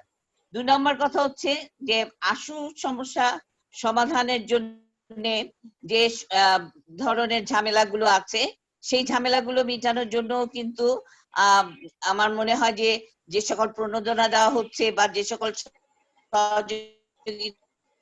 বিভিন্ন জায়গা থেকে নেওয়া হচ্ছে এগুলো সবকিছু মিলিয়ে আমরা সেখানেও আবার আরেকটা কথায় আসে যে সঠিক পরিসংখ্যানটা আমরা পাচ্ছি কিনা এবং সঠিক জায়গায় যাচ্ছে কিনা আমার সাহায্যটা, আমার প্রণোদনাটা যাচ্ছে কিনা সেই জায়গাটা নির্ধারণ করা আমাদের খুব জরুরি। আর পরবর্তীর জন্য মধ্যম অথবা আমাদের পরবর্তী সময়ের জন্য যে কৌশল অবলম্বন করতে হবে সেটা হচ্ছে পরিপূর্ণ মান তৈরি করবার জন্য প্রশিক্ষণ সমৃদ্ধ করতে পারি। আমার মনে হয় আমাদের সবাই মিলে কাজ করা দরকার, সবাই মিলে কাজ করে সেই বিষয়গুলো আসতে পারে। রেজানুল ইসলাম সাহেব তার আলোচনার মধ্য দিয়ে যে কথাগুলো বিশেষ করে শেষ কথাগুলো দিয়ে আমরা যদি পরবর্তী ক্রমগুলো গ্রহণ করতে পারি এটা ফলদায়ক হবে। সবাই আমার পক্ষ থেকে পক্ষে অনেক অনেক অভিনন্দন, ধন্যবাদ। নজরুল ভাই, থ্যাংক ইউ শিরিনাপা।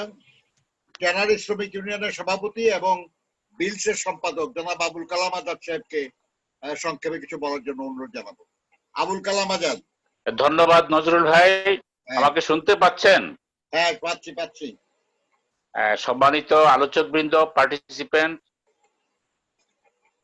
আজকে যিনি প্রেজেন্টেশন ডক্টর রেজাউল ইসলাম উত্থাপন করেছেন অত্যন্ত সমৃদ্ধ এবং প্রায় সব কয়টি এরিয়া উনি ক্লাস করেছেন। ওনাকে আরেকবার ধন্যবাদ। একটা বিষয়ে ওনার অনুমতি নিয়ে বলতে চাই, যদি আমি বুঝতে ভুল না করে থাকি। জবলেসের সংখ্যা সম্পর্কে উনি যা বলেছেন কোনো অংশেই এটা কম হবে না, কিন্তু জবলেস লোকগুলা যে মানবতর জীবন যাপন করতেছে তাদের জীবনযাত্রা এখন কিরকম, এই বিষয়টা যদি কোনোভাবে একটু টাচ করা যেত তাহলে এটা একটা সমৃদ্ধ দলিল হিসাবে আমাদের কাছে থাকতে পারত। এখন আমি একটু ভিন্নভাবে বলি, বিশেষভাবে ফারুক ভাই একটু মনোযোগ দিয়ে যদি শুনেন, কারণ ফারুক ভাই দীর্ঘদিন পর্যন্ত এমপ্লয়ার্স অ্যাসোসিয়েশনে আছেন, মূলত উনি সবকিছু দেখেন। আমি কোনো সেক্টর ধরে পরে আসবো, আমি যে সেক্টরে কাজ করি আমি একটা বেসিক ইউনিয়ন করি। আমি একটু গভীরে গিয়ে আলোচনা করতে চাই যে হয়তো এমপ্লয়ার্স অ্যাসোসিয়েশন অথবা বিজিএমই অথবা কোনো অ্যাসোসিয়েশন নেতৃবৃন্দ যে ধরনের ডিরেকশন দেন তাদের সদস্যদের প্রতি, সেটা গ্রাসরুটে কতটুকু কার্যকরী হয় তার কতটুকু মনিটরিং ব্যবস্থা আছে আমার ঠিক জানা নাই। আর যেই কথাটা বলা হয়েছে যে আজকে এটা সারা বিশ্বব্যাপী সমস্যা, সুতরাং এক্ষেত্রে কারো দ্বিমত হওয়ার কোনো কারণ নাই। সরকার, শ্রমিক, মালিক সবাইকে নিয়েই এটা মোকাবিলা করতে হবে। কিন্তু অত্যন্ত কষ্ট পাই এবং দুঃখ লাগে যখন এরকম একটি সময়ও আমাদের যাদের মানবিকতা আমরা দেখি যে তাদের কোন উন্নত মানবিকতা তারা হারিয়ে ফেলেন। আমি আমার সেক্টর ধরেই বলি, পরবর্তী সময়ে আমি যদি সময় থাকে একটু টাচ করব। ইতিমধ্যে অনেকেই বলেছেন আমি লেদার সেক্টরে কাজ করি। আমি এখনো যদি আগামীকালও যদি কোনো লোক পাঠান, আপনারা গিয়ে দেখবেন যে লেদার সেক্টরে কাজ করতেছে শ্রমিকরা, সেখানে ডাইরেক্টর, মালিক, ম্যানেজার কেউ কিন্তু যাচ্ছেন না, বা ম্যানেজার মিড লেভেলের ম্যানেজমেন্ট যদি জানো তাহলে সপ্তাহে একদিন যান। সুপারভাইজার এবং কারখানা শ্রমিকরা কারখানার চার্জ নিচ্ছে। এই হলো শ্রমিকদের ভূমিকা। আমি মনে করি লেদার সেক্টরে না, প্রায় সব সেক্টরেই শ্রমিকরা মনে করে যে আমি কাজ না করলে বেতন পাবো না, আর কাজ না করলে ফ্যাক্টরিটা চলবে না, ফ্যাক্টরি না চললে আমরা আমাদের অর্থনীতি অচল হয়ে যাবে। তো সেই জায়গায় জীবনের ঝুঁকি নিয়ে যখন শ্রমিকরা এই ক্ষেত্রে কাজ করে, আর তখন যখন দেখি মাননীয় প্রধানমন্ত্রী ঘোষণা করেন, প্রণোদনা দিচ্ছেন শ্রমিকদের বেতন দেওয়ার জন্য, আর সেই সময় যখন জেনারেল ছুটিতে শ্রমিকরা বেতন পায় না, তখন মনে খুব কষ্ট হয়। আরেকটা বিষয় আমরা খুব জোরে সোরে বলা শুরু করেছি এবং এতে আমরা গর্বিত। আমরা মানে এসডিজির কথা বলি, আমরা অচিরেই ডেভেলপড কান্ট্রিতে চলে যাব এবং আমাদের জিডিপি, আমাদের বাজেট, এগুলি আমাদের গর্বের কথা। কিন্তু আবার বুঝে উঠতে পারি না, ট্যানারি 70 বছরের একটা প্রতিষ্ঠিত শিল্প, যেই শিল্প করোনা ভাইরাস শুরুর মাস থেকেই শ্রমিকদের বেতন দিতে পারে না, তখন সাস্টেনেবিলিটি সম্পর্কে, আমাদের এন্টারপ্রেনারদের মানে তাদের অ্যাবিলিটি সম্পর্কে, তাহলে ওনারা এত বছর যাবত কি ব্যবসা করলেন। পাশাপাশি জানি যে আমাদের এখানে অনেক সুপ্রতিষ্ঠিত ব্যবসায়ী আছেন যারা এই ব্যবসার সাথে, অনেক ব্যবসার সাথে জড়িত হয়েছেন, আমরা গর্ববোধ করি। তাহলে এই 2-3 মাসের বেতনও কি তারা দীর্ঘ 70 বছর, 20 বছর, 10 বছর ব্যবসা করে শ্রমিকদেরকে দেওয়া সম্ভব ছিল না? গভর্নমেন্টের প্রণোদনা দেওয়ার পরেও কিন্তু জেনারেল ছুটিতে কাজ করা শ্রমিকদের অনেকেই কিন্তু বেতন পায় নাই। আমি গার্মেন্টস এর কথা বললেন, গার্মেন্টস সেক্টরের পক্ষ থেকে অধ্যাপক সাহেব যিনি বললেন যে সে ঠিকই আছে, কিন্তু সব গার্মেন্টস এর সব জায়গায় যে এরকম তা না। আমি ওনার বিনয়ের সাথেই বলবো যে বড় বড় গার্মেন্টস গুলি হয়তো এরকম করেছে, বেতন দিচ্ছে, কিন্তু অনেক গার্মেন্টস আছে শ্রমিকদের বেতন দেয় নাই। শুধু বেতন দেয় নাই তা না, শ্রমিকদেরকে লিখিত টাইপ করা কাগজে রেখে রেজিগনেশন নিয়ে শ্রমিকদেরকে বের করে দিছে। লেদার সেক্টরে আজকে একটা কারখানা কমপ্লিটলি সমস্ত শ্রমিকদেরকে টার্মিনেশন করে দিচ্ছে। আমি আপনার খবর নিয়ে দেখবেন যে এই করোনা ভাইরাস যখন সারা পৃথিবীর জন্য একটা বিপর্যয় নিয়ে আসছে, যেখানে অস্তিত্বের ব্যাপারটা চলে আসছে মানব জাতির, আমি এভাবেই দেখতে চাই। যদি না খুব আশু সমাধান হবে না, তবে বিশ্বাস করি সৃষ্টিকর্তা সমস্ত মানব জাতি ধ্বংস করবে না। এই ধ্বংসের থেকে আমরা উঠবো, আবার অর্থনীতি দাঁড়াবে, শ্রমিকও থাকবে, সবই থাকবে। কিন্তু এইটাকে যদি কোনো মালিক সুযোগ হিসেবে নেয়, যেখানে আপনি যেই শ্রমিকের কাজ কর্ম দিয়া আপনি কারখানা চালায় নিচ্ছেন, তখন আমরা লক্ষ্য করি যে শ্রমিকদেরকে ছাঁটাই করা হচ্ছে। এখানে সরকারের পক্ষ থেকে বলা হয়েছে ছাঁটাই করা যাবে না, ডিসমিস করা যাবে না। সরকারের কোনো নির্দেশনা অনেক কারখানায় কিন্তু মানতেছে না।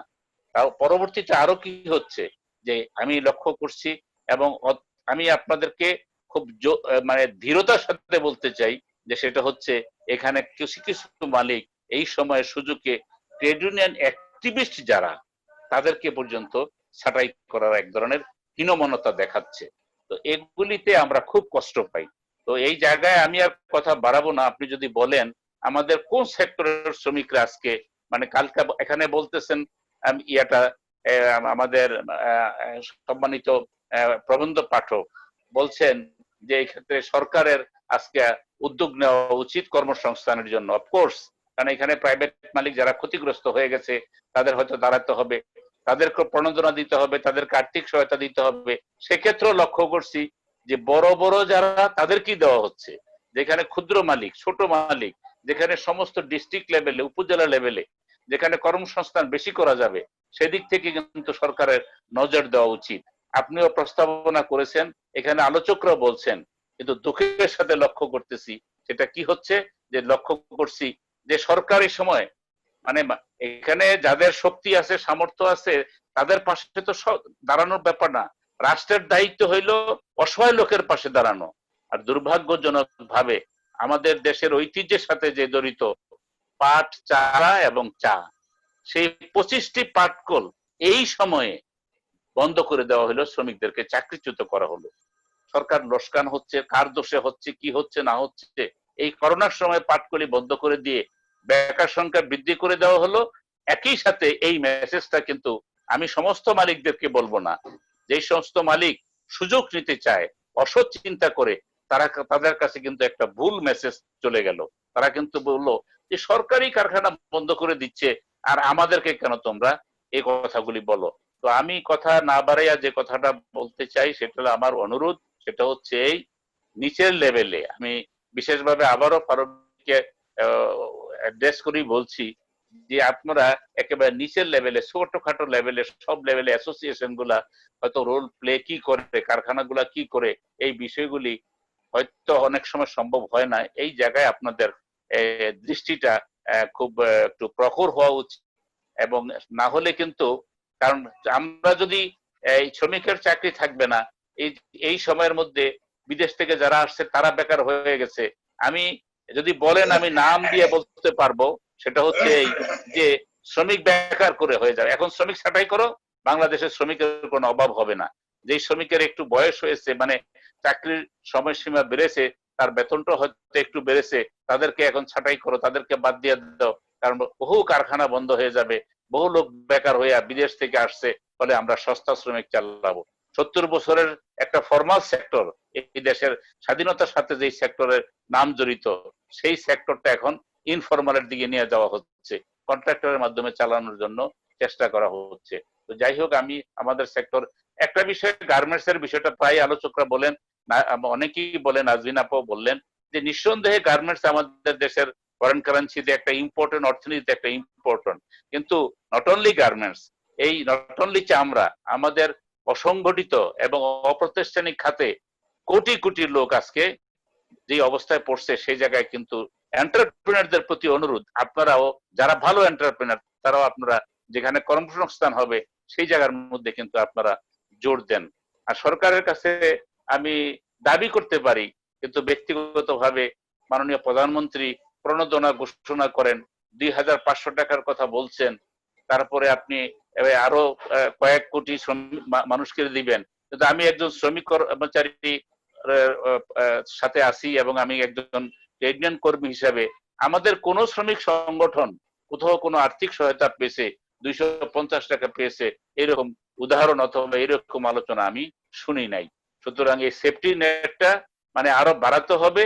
এবং আমি যেহেতু ট্রেড ইউনিয়ন করি, বেকার শ্রমিকরা কিভাবে এই সেফটি নেটের আওতায় আনা যাবে, এটাও কিন্তু আজকে বিলস, যেহেতু এটা রিসার্চ ইনস্টিটিউট, সেই জায়গায় কিন্তু আমার মনে হয় আমাদের অধ্যাপক রেজাউল সাহেব যেভাবে বলছেন, এটাকে আমরা একটু কনসাইজ করে আমাদের এই আলোচনাটা হয়েছে, আসলে কিন্তু রিয়েল অর্থে কতজন বেকার হচ্ছে, কোন সেক্টরে কত বেকার হচ্ছে, এই তথ্য সরকারের কাছ থেকে পাবো বলে আমি আশা করি না। যদি সম্ভব হয় বিল সেটা ধরে বিভিন্ন পর্যায়ে কিন্তু এটা নিয়ে লবিং করা দরকার। এখানে আইএল এর ডাইরেক্টর টোমো আছে, আমার মনে হয় তাদেরও কিন্তু এখানে ইন্টারফেয়ার করার দরকার আছে। তো আমরা যদি শ্রমিক না বাঁচে, শ্রমিক যদি আর ফিরে না আসে, কারণ শ্রমিক যদি দেখে যে না, এই দুর্দিনে আমি 30 বছর 20 বছর কাজ করছি, আর আমি 1 মাসেই বোঝা হয়ে গেলাম, 2 মাসেই বোঝা হয়ে গেলাম, 3 মাস আমাকে বেতন দিতে পারে না মালিক, যেই মালিকের পিছনে আমি 30 বছর কাজ করেছি, তখন কিন্তু যেই শ্রমিকরা হতাশ হয়ে যায়, তখন দেখা যাবে একটা সময় আসবে শ্রমিক হয়তো পাওয়া যাবে, বেকার সংখ্যার লোক আছে, এই স্কিল লোকগুলি পাওয়া যাবে না। আমার মনে হয় যে আমি আর কথা না বাড়াই যেটা বলতে চাই সেটা হলো, ভেতরের পজিশন কিন্তু অত্যন্ত খারাপ। উপর থেকে যাই বলেন, সরকারের পক্ষ থেকে সদিচ্ছা থাকতে পারে, কিন্তু সাধারণ মানুষ যাদের প্রয়োজন তারা কিন্তু সেই সুযোগটা পাচ্ছে না। আর বিশেষভাবে কনস্ট্রাকশন অথবা ধরুন হোটেল শ্রমিক, যেগুলি ইতিমধ্যেই আলোচনা হয়েছে, কোন সেক্টরে হয় নাই? যদি এক কথা বলেন, শুধুমাত্র সরকারি যারা চাকরি করে তারাই হয়তো একটু ভালো আছে, সব জায়গায় কিন্তু একটা দুরবস্থা, সব জায়গায় একটা অনিশ্চয়তা। একটা হলো করোনার জন্য অনিশ্চয়তা, আর একটা হলো আমরা কোনো ভবিষ্যৎ দেখতেছি না। আপনি একটা কারখানা চালাতে পারছেন না আপাতত, সুতরাং আপনি 2 মাস একটা আন্ডারস্ট্যান্ডিং আসেন, আপনি তাকে বিদায় করে দিবেন, আপনার দরকার হলে তার সাথে কথা বলে কমপ্লিট করে দিচ্ছি 65% বেতন দিবেন, 60% দিবেন, অথবা নিয়মের মধ্যে যান, আপনি লে অফ করেন। তো লে অফটার আইনটা কেন হইলো যে লে অফ করে আপনি কিছুদিন রাখতে পারতেন? আপনি আমার ট্রেনারির কথা যদি বলেন, আর 10 দিন 20 দিন পরে কোরবানি হবে, কোরবানির পর অবশ্যই চামড়া ব্যবসা সেই কারখানাগুলি চলবে, আর আপনি 10 দিনের পূর্বে কারখানার শ্রমিক ছাঁটাই করে দেন, তার মানেটা অত্যন্ত পরিষ্কার, আপনার অসৎ উদ্দেশ্য এই পার্মানেন্ট শ্রমিকগুলি বিদায় করে দিয়ে কোরবানির সময় আপনি সস্তা দামে ক্যাজুয়াল কন্ট্রাক্টর দিয়ে কাজ করাবেন। আমি যেহেতু এই সাইডে কাজ করি, সে কারণে এটি একটু বেশি বললাম, ভাবে নিবেন না। নিশ্চয়ই অন্যান্য সেক্টরের পরিস্থিতিটা কিন্তু খুব একটা ভালো না। আপনাদের সবাইকে ধন্যবাদ। আমি আমার বক্তব্য এখানেই শেষ করছি। ধন্যবাদ সবাইকে। তবে আমি হতাশ না, আমি মনে করি যে এই দুর্যোগ কেটে উঠবে আমাদের দেশের শ্রমিক নেতা এবং আমাদের দেশের যারা সৎ এন্টারপ্রেনার এবং সরকারের যারা সৎ উদ্যোক্তা এবং সবাই মিলে। আজকে সরকারের একজন লোকও নাই। আমরা যে কথা বললাম, আপনি যে আমাদের ট্যানারির দুরবস্থার জন্য তো সরকার দায়ী। কারণ 2017 সালে ট্যানারি শিফটিং করে সেখানে সিটিভি করছে, যাদের কোন রকমের অভিজ্ঞতা নাই, যেখানে সিটিভি কোনো চিন্তাই নাই, সেই সিটিভিটা কমপ্লিট ঠিক মতো না হওয়ার কারণে আজকে বিদেশি কোনো ব্র্যান্ড, আপনি মনে H&M এর মতো লোক, ক্লার্কের মতো লোক, কোনো ব্র্যান্ড আমাদের চামড়া নিচ্ছে না। সুতরাং একদিক থেকে করোনা, আরেক দিক থেকে এটা কমপ্লাইন্ট না, তাইলে পাঠ শেষ হয়ে গেল। এবং আমি লক্ষ্য করছি, আমি না, আমাদের মাননীয় শিল্প উপদেষ্টা বলছেন যে এবার আমরা আরো খারাপ অবস্থা যাবে। এই উসিলায় যতজন শ্রমিক আছে তাদেরকেও কিন্তু আবার খেয়ে দিবে। তো তারপরে তাহলে সেক্টরটাও শেষ হবে, আমার দেশের অর্থনীতি, দ্বিতীয় বৃহত্তম বৈদেশিক মুদ্রা অর্জনকারী সেক্টর, এটাও ধ্বংসের মুখে যাবে। আমি চাকরি হারাবো, শ্রমিক চাকরি হারাবে, সেক্টরটাও তো ক্ষতিগ্রস্ত হচ্ছে, অর্থনীতিও তো ক্ষতিগ্রস্ত হবে। তাহলে এটা আমাদের সম্মানিত মালিক যারা আছেন তাদের কিন্তু গভীরভাবে এবং সরকারেরও কিন্তু সেটা গভীরভাবে বিবেচনায় নেওয়া উচিত বলে আমরা মনে করি। সর্বশেষ কথা হচ্ছে, সবাই মিলে করোনা আমরা এই পরিস্থিতি মোকাবিলা করব। এই দেশটা আমাদের, এই শিল্প আমাদের, এই শ্রমিকদেরকে ভাবতে হবে মালিকরা যে তারাও আমাদের লোক। আপনাদের সবাইকে ধন্যবাদ। থ্যাংক ইউ আবুল কালাম আজাদ ভাই। আপনি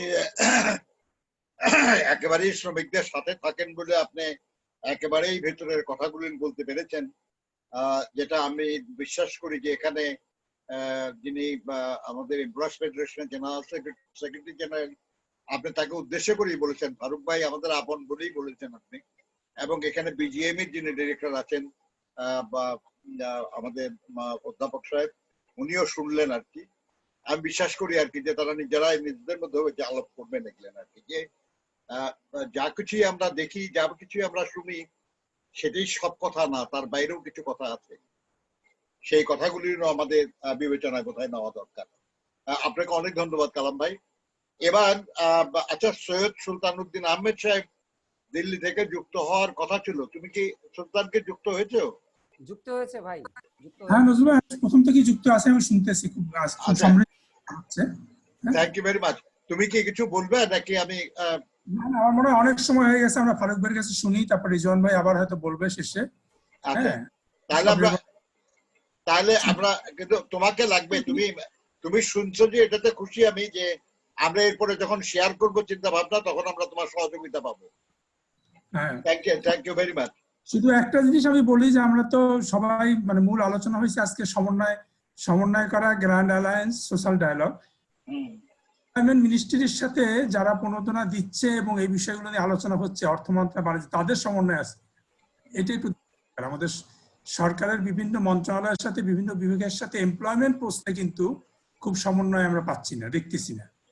আর অন্যান্য মানে প্রাইভেট সেক্টরের সাথে ট্রেড ইউনিয়ন এবং সিভিল সোসাইটিরও কিন্তু ওই অর্থবহ সমন্বয় খুব বেশি আমরা দেখতেছি না। সেটা নিয়ে কি আলোচনা করা যায় সেটা আমরা ভবিষ্যতে হয়তো আবার বলবো। আমি আজকে আলোচনা করতে চাচ্ছি না, 15টা বাজে, আমরা ফারুক ভাইয়ের কাছে শুনি এবং রিজওয়ান ভাইয়ের কাছে শেষ কথা শুনি।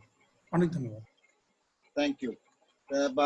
আমার মনে হয় একটা ভালো পয়েন্ট আছে যে সরকারের বিভিন্ন মন্ত্রণালয়ের মধ্যেও যেমন সমন্বয় দরকার, তেমনি প্রাইভেট সেক্টরের সাথে সিভিল সোসাইটি এবং ট্রেড ইউনিয়ন মুভমেন্টেরও একটা আরো একটু কার্যকর সমন্বয় হওয়া দরকার আর কি। আমাদের বাংলাদেশ এমপ্লয়ার্স ফেডারেশনের মাননীয় মহাসচিব জনাব ফারুক আহমেদ সাহেবকে আমি তার মূল্যবান বক্তব্য রাখার জন্য অনুরোধ করব। ফারুক ভাই। ধন্যবাদ নজরুল ভাই। আসসালামু আলাইকুম, সবাইকে শুভেচ্ছা জানিয়ে সবার প্রতি শ্রদ্ধা রেখে, কিন্তু আমি সময় যত ঘনিয়ে আসছিল, প্রথম দিকে আমি খুব উৎসাহ বোধ করছিলাম এই হিসেবে যে এই সভা শুরু হওয়ার আগে আপনার সঙ্গে টেলিফোনে কথা হয়েছিল যে আমি কেবল আজকে শুনবই, কিন্তু পরের দিকে দেখতে পেলাম যে আপনি আমার দিকে গ্র্যাজুয়ালি আগায় আসতেছেন, কিন্তু ওই অবস্থায় ছুটে চলে যাওয়াটা আমি সঠিক জেস্টার মনে করিনি, দেখে টিকে আছি। পরিশেষে কালাম ভাই একেবারে সম্পূর্ণ জিনিসটাই আমার উপরে ঢেলে দিয়েছেন আর কি। এনিওয়ে, তো অনেক ধন্যবাদ। খুবই সুন্দর প্রাণবন্ত আলোচনা হয়েছে। অলরেডি 2 ঘন্টা 45 মিনিট হয়ে গেছে। তো সাধারণত কোনো আলোচনা 2 ঘন্টার বেশি গেলে পরে একটু ঝুলে যায়, যদিও আজকের বিষয়টা অনেক প্রাণবন্তই লেগেছে। তো আমি অতি সংক্ষেপে কতগুলো বিষয়ের উপরে আলোকপাত করব। সেখানে প্রথমত আমি ধন্যবাদ দেব আমাদের ডক্টর রিজওয়ানুল ইসলামকে for an excellent presentation and an excellent research work.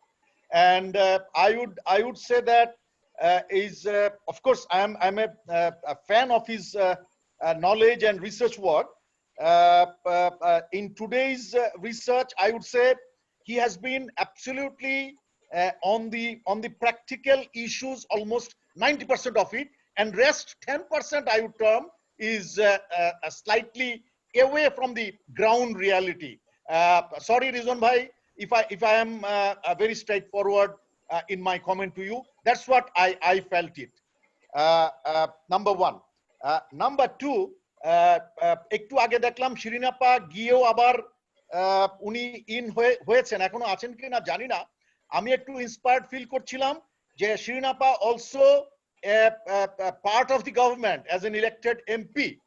Unfortunately Kalam ভাই কিছুটা মেনশন করেছেন, আমরা প্রতিনিয়ত এরকম সেমিনার কিংবা খুব গুরুত্বপূর্ণ আলোচনায় অংশগ্রহণ করছি, বাট আনফরচুনেটলি আমরা মানে অধিকাংশ আলোচনাতেই আমি বলবো যে 75% of our discussions unfortunately we don't get the policy makers. Maybe they remain busy in other issues, thereby there remains a gap in conveying or in communicating the real messages. উনাদের কাছে হয়তো পরবর্তীতে চিঠিপত্রের মাধ্যমে হয়তো বিষয়গুলো যায়, কিন্তু চিঠির মাধ্যমে একটা বিষয় জানা আর নিজের কানে একটা আলোচনা শোনা, দুইটার মধ্যে পার্থক্য আছে। এইখানে একটা বড় গ্যাপ বরাবরই থেকে যাচ্ছে আর কি। এবং আমি জানি না, এখানে আমার কোনো সাজেশন নেই যে কিভাবে আমরা ওনাদেরকে আরো অধিকতর সম্পৃক্ত করতে পারবো। এটা খালি আজকের আলোচনা বলে কথা না, প্রতিটা আলোচনাতেই দেখছি কেবলমাত্র একটা দুইটা মানে ব্যতিক্রম ইয়ে ছাড়া, অকেশন ছাড়া। আমরা যেমন কিছুদিন আগে আমরা বাজেট নিয়ে আলোচনা করেছিলাম, মাননীয় পরিকল্পনা মন্ত্রীকে আমরা পেয়েছিলাম, কিন্তু অধিকাংশ ক্ষেত্রেই দেখা যাচ্ছে ওনারা ব্যস্ততার কারণে থাকতে পারছেন না, সো যার ফলে একটা গ্যাপ থেকে যাচ্ছে। তৃতীয়ত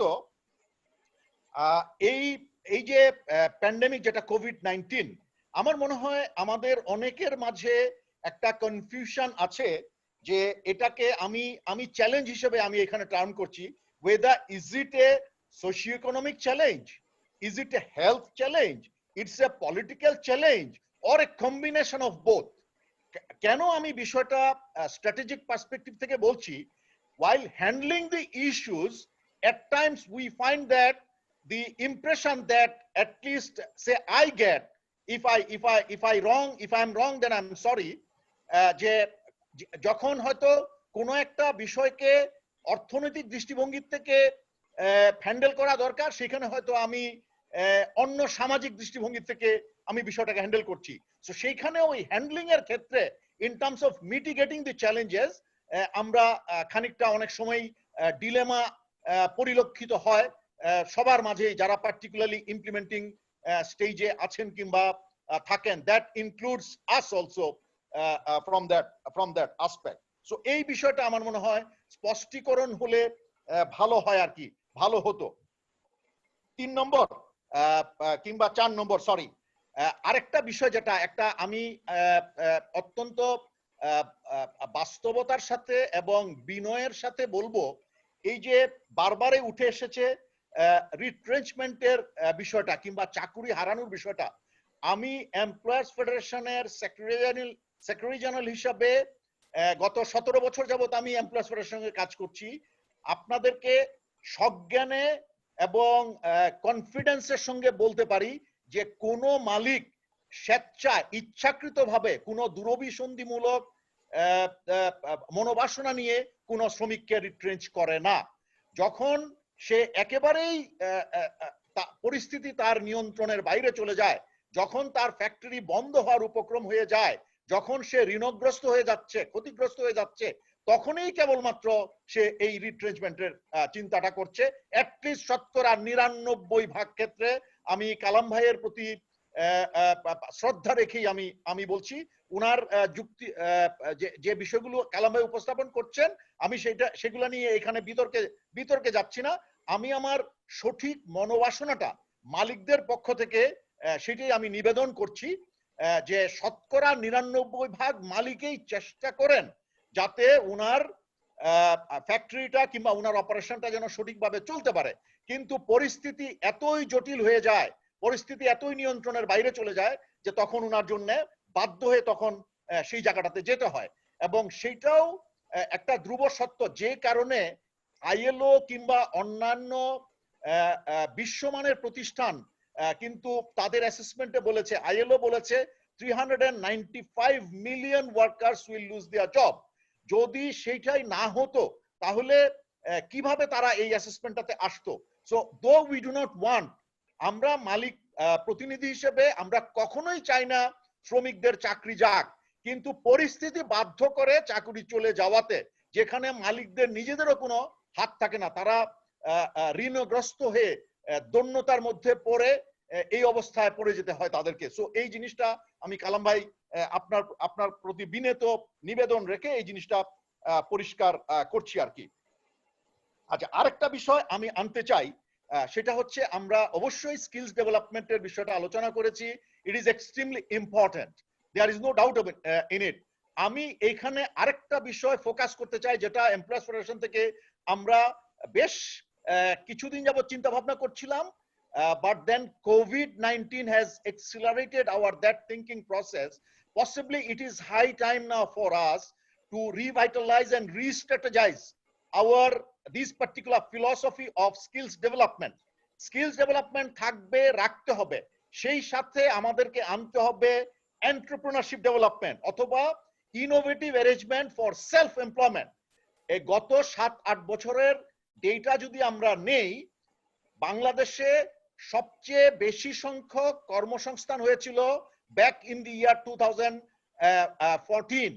সেই সময়ে প্রায় 14 লক্ষ কাজের সংকলন হয়েছিল বাংলাদেশে। এটা একটা সানেমের একটা, আমার যতদূর মনে পড়ে সানেমের একটা স্টাডিতে এসেছিল, এবং তার পরের থেকে এই কর্মসংস্থানের সুযোগগুলো প্রতি বছর কেবল কমেই এসছে, এবং 2018-তে গিয়ে এটা ছিল 8 লক্ষ কর্মসংস্থান। আমাদের তথ্যপাত্য অনুযায়ী জানা মতে 20 লক্ষ নতুন শ্রমিক কর্মক্ষেত্রে আসে। সো যদি আমরা ইভেন হাইয়েস্টটাও নেই, যেখানে 14 লক্ষ কাজ তৈরি হয়েছিল, তারপরেও তো আমার 6 লক্ষ শ্রমিক আমার কাজের বাইরে থেকে যায়। তারপরে অনেক শ্রমিক আছে, আমাদের প্রায় more than 20% of our workers are under employed, so সেইখানে থাকে। তারপরে আমাদের অনেক শ্রমিক থাকে যারা রিটার্নিং মাইগ্রেন্ট হিসাবে ফেরত আসে। সো সেগুলো মিলিয়ে আমাদের যা কর্মসংস্থান হয় তার থেকে অনেক বেশি পরিমাণ লোক আনএমপ্লয়েড থেকে যায়। এটাকে কখনোই অ্যাবজর্ব করা সম্ভব না। কাজে আমাদের এটা একটা দার্শনিক পরিবর্তন আনতে হবে, philosophical change in addressing or in moving forward. এখন যেরকম কি হয়, যেটা আমরাও ফেস করেছি ছোটবেলায়, ভালো করে পড়াশোনা করতে হবে, কি কারণ? একটা ভালো চাকরি পাওয়ার জন্য। এই কনসেপ্ট থেকে সরে যেতে হবে আমাদেরকে। এটা একটা সামাজিক পরিবর্তন আনতে হবে যে পড়াশোনা করছি ভালো চাকরি পাওয়ার জন্য না, পড়াশোনা করছি নিজের কিছু একটা করার জন্য, নিজে উদ্যোক্তা হওয়ার জন্য। আমি নিজে পড়াশোনা করে আমি একটা চাকরি করছি, কিন্তু আমি যদি উদ্যোক্তা হতে পারি, ইভন একটা ছোট উদ্যোক্তাও যে নাকি একটা ছোট্ট টি স্টল চালায়, তারও 3 জন থেকে 4 জন লোক সরাসরি প্রত্যক্ষ কিংবা পরোক্ষভাবে তার এমপ্লয় করার সুযোগ থাকে। সো আমাদেরকে এই ফোকাসটা entrepreneurship development and innovative arrangement for self employment, এটাকে একেবারে ফিলসফিক্যালি এই চেঞ্জটাতে আনতে হবে। আদারওয়াইজ বাংলাদেশে কর্মসংস্থানের ঘাটতি কোনো দিন হবে না। এটা মোটামুটি আমার এই 17 বছরের অভিজ্ঞতায় I am more than confident about it. So we are trying to bring a philosophical strategic change in the total perception, and at the same time, as I said already, the COVID has accelerated this thinking process. তাছাড়া skills ডেভেলপমেন্টের ইস্যুগুলো যেগুলো আছে ওগুলো এমন ভাবে আমাদেরকে খানিকটা update করতে হবে, রিডিজাইন করতে হবে, যে আলটিমেটলি স্কিল ডেভেলপমেন্ট পাশাপাশি এন্টারপ্রেনারশিপ ডেভেলপমেন্টটাও এটার সঙ্গে যুক্ত থাকে। সে লাইক ফর এক্সাম্পল, আমি একজন মেসনের ট্রেনিং দিচ্ছি কিংবা কার্পেন্টারের ট্রেনিং দিচ্ছি, যদি সে ট্রেনিং সমাপ্ত করার পরে কোনো জায়গায় কাজ পায়, ওয়েল এন্ড গুড। যদি কাজ না পায়, there has to be arrangement, some sort of microcredit support so that he himself can start a carpenter shop or freelancer masons. So এই অ্যারেঞ্জমেন্ট গুলো থাকতে হবে, এই সিস্টেম গুলো আমাদের মধ্যে আনতে হবে, আদারওয়াইজ আমাদের বেকার সমস্যা কোনোদিনই দূর হবে না। এবং আমার শেষ করার আগে আরেকটা পয়েন্ট, আমার মনে হয় আমরা বরাবরই, এটা আমাদের একটা general tendency, and particularly with experienced people like Dr. Rizwan, Dr. Nazrul and others, যে আমাদের যখনই আমাদের কোনো কিছু একটা বিষয় হয়, ওইটা যখন কেটে যায়, we forget everything. So I am also apprehensive, the moment COVID is over, we were not going to take any lesson perhaps out of it. That's very unfortunate.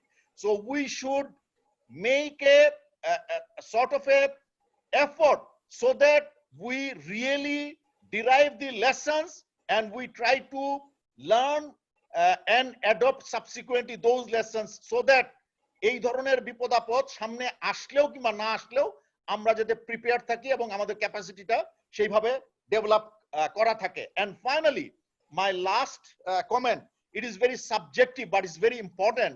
In order to move forward, there is no other way but to have a stronger partnership and collaboration among all stakeholders. So my earnest appeal to all my friends, all my colleagues, those who are available today, through my friends from the media, that it's extremely important to have every segmente আমাদের সেই কোলাবোরেশনটা, সেই পার্টনারশিপটা থাকতে হবে। আমাদের ভেতরে ক্ষোভ আছে, কালাম ভাই খুব শ্রদ্ধার সাথে ক্ষোভগুলো প্রকাশ করেছেন এবং আমি খুব স্পোর্টিংলি নিয়েছি। ট্রাস্ট মি, বিলিভ মি, আমার কাছে ভালো লেগেছে আপনার ক্ষোভগুলো, আমাকে নতুন করে চিন্তা করার সুযোগ দিয়েছে, কিংবা আরো দেবে। তো এইগুলোকে মানে সাথে রেখেই আমাদেরকে আরো পার্টনারশিপ কোলাবোরেশন বাড়াতে হবে, and certainly that will encourage us to be more involved in terms of the dialogue, in terms of discussions and move forward. তো আমি মনে করছি যে আমার মনে হয় অলরেডি 10-12 মিনিট আমি বলে ফেলেছি, আর মনে হয় লম্বা করাটা ঠিক না, অলরেডি 3 ঘন্টা হয়ে গেছে। সবাইকে অনেক ধন্যবাদ জানিয়ে, শ্রদ্ধা জানিয়ে, আমার সালাম জানিয়ে আমি এখানে আমার বক্তব্য শেষ করছি। ধন্যবাদ। থ্যাংক ইউ ফারুক ভাই, থ্যাংক ইউ ভেরি মাচ। আমরা আমাদের আজকের ইনফ্যাক্ট শেষ বক্তা জনাব ফারুক আহমেদ সাহেবের বক্তব্য শুনলাম, এবং ফারুক ভাই এমপ্লয়ার্স ফেডারেশনের সেক্রেটারি জেনারেল, কিন্তু শ্রমিক আন্দোলনে আমি খুব অ্যাক্টিভলি এখন না থাকলেও দীর্ঘ সময় তার সঙ্গে কাজ করার সুযোগ হয়েছে। তার আগে যিনি ছিলেন 𝐂𝐤𝐩𝐿 সাহেব, তার সঙ্গেও কাজ করেছি আমি, এবং এই জন্যই ভালো লাগে আর কি যে ফাইনালি আমাদের কথা মিলে যায় আর কি। যেমন উনি ফাইনালি যে কথাটা বলেছেন সেগুলো তাই আর কি, যে আমাদের অভিজ্ঞতা থেকে শিক্ষা নিয়ে যেন আমরা আগামী দিনে আমাদের যে সম্ভাব্য সংকট সেগুলোর মোকাবেলার প্রস্তুতি নিতে পারি। আমি আমার শেষ করার আগে আমি মনে করি ডক্টর রিজওয়ানুল ইসলাম সাহেব যদি দু একটা কথা বলতে চান, শেষ আমরা একটু তার থেকে শুনে নেই একটু আর কি। উনি সবার কথা শুনেছেন, তার আলোকে হয়তো উনি কোনো মন্তব্য করতে পারেন। অনেক ধন্যবাদ নজরুল ভাই, আমাকে আবার একটু সুযোগ দেওয়ার জন্য। অনেক লম্বা হয়েছে, আমি শুধু সংক্ষেপে 2 মিনিটে 2-1টি কথা বলবো। প্রথমত ধন্যবাদ বিলসকে এবং অন্য সবাইকে যারা এখানে আজকে অংশগ্রহণ করেছেন, আমাকে কথা বলার সুযোগ দেওয়ার জন্য প্রথমে, এবং আমার কথাগুলো শোনার জন্য, এটার জন্য। তো অনেকেই অনেক প্রশংসা সূচক মন্তব্য করেছেন, সেটার জন্য আমি সবাইকে ধন্যবাদ দিচ্ছি। এবং যারা মনে করছেন যে আমার সবকিছু বাস্তবতার সাথে সম্পর্কিত নয়, 10% হলেও একটু বাস্তবতা বর্জিত, এতেও আমি একেবারেই আশ্চর্য হইনি, কারণ সবাই আমার সাথে একমত হবেন এটা আমি কখনোই আশা করিনি। তবে আমার কোনো কিছু যদি বিশেষ করে তথ্য উপাত্ত বক্তব্য যদি বাস্তবতা বর্জিত হয়ে থাকে এবং তার মধ্যে কোনো ভুলভ্রান্তি থাকে, সবাই আমাকে জানাতে পারেন, আমি এটাকে স্বাগত জানাচ্ছি। এটা হচ্ছে 1 নম্বর। 2 নম্বর হচ্ছে, আমি বিজিএমই এর একজন প্রতিনিধির বক্তব্য খুব মনোযোগ দিয়ে শুনেছি, কিন্তু এই ধরনের বক্তব্য নিজে লিখে আমি যে রেকর্ড করতে পেরেছি তা নয়, এবং আমার মনে হয় এই ধরনের তথ্য এটা যদি আমরা নিয়মিত পাই তাহলে অনেক ভুল বোঝাবুঝির অবসান হতে পারে। এবং সেই প্রসঙ্গে আমি সরকারকেও অনুরোধ করব যে যে কর্মসূচিগুলো হাতে নেওয়া হয়েছে এইগুলোর অগ্রগতি সম্পর্কে তথ্য উপাত্ত আমাদেরকে যদি মাঝে মাঝে দেওয়া হয় সাধারণ নাগরিকদের জন্য, তাহলে আমরা উপকৃত হব।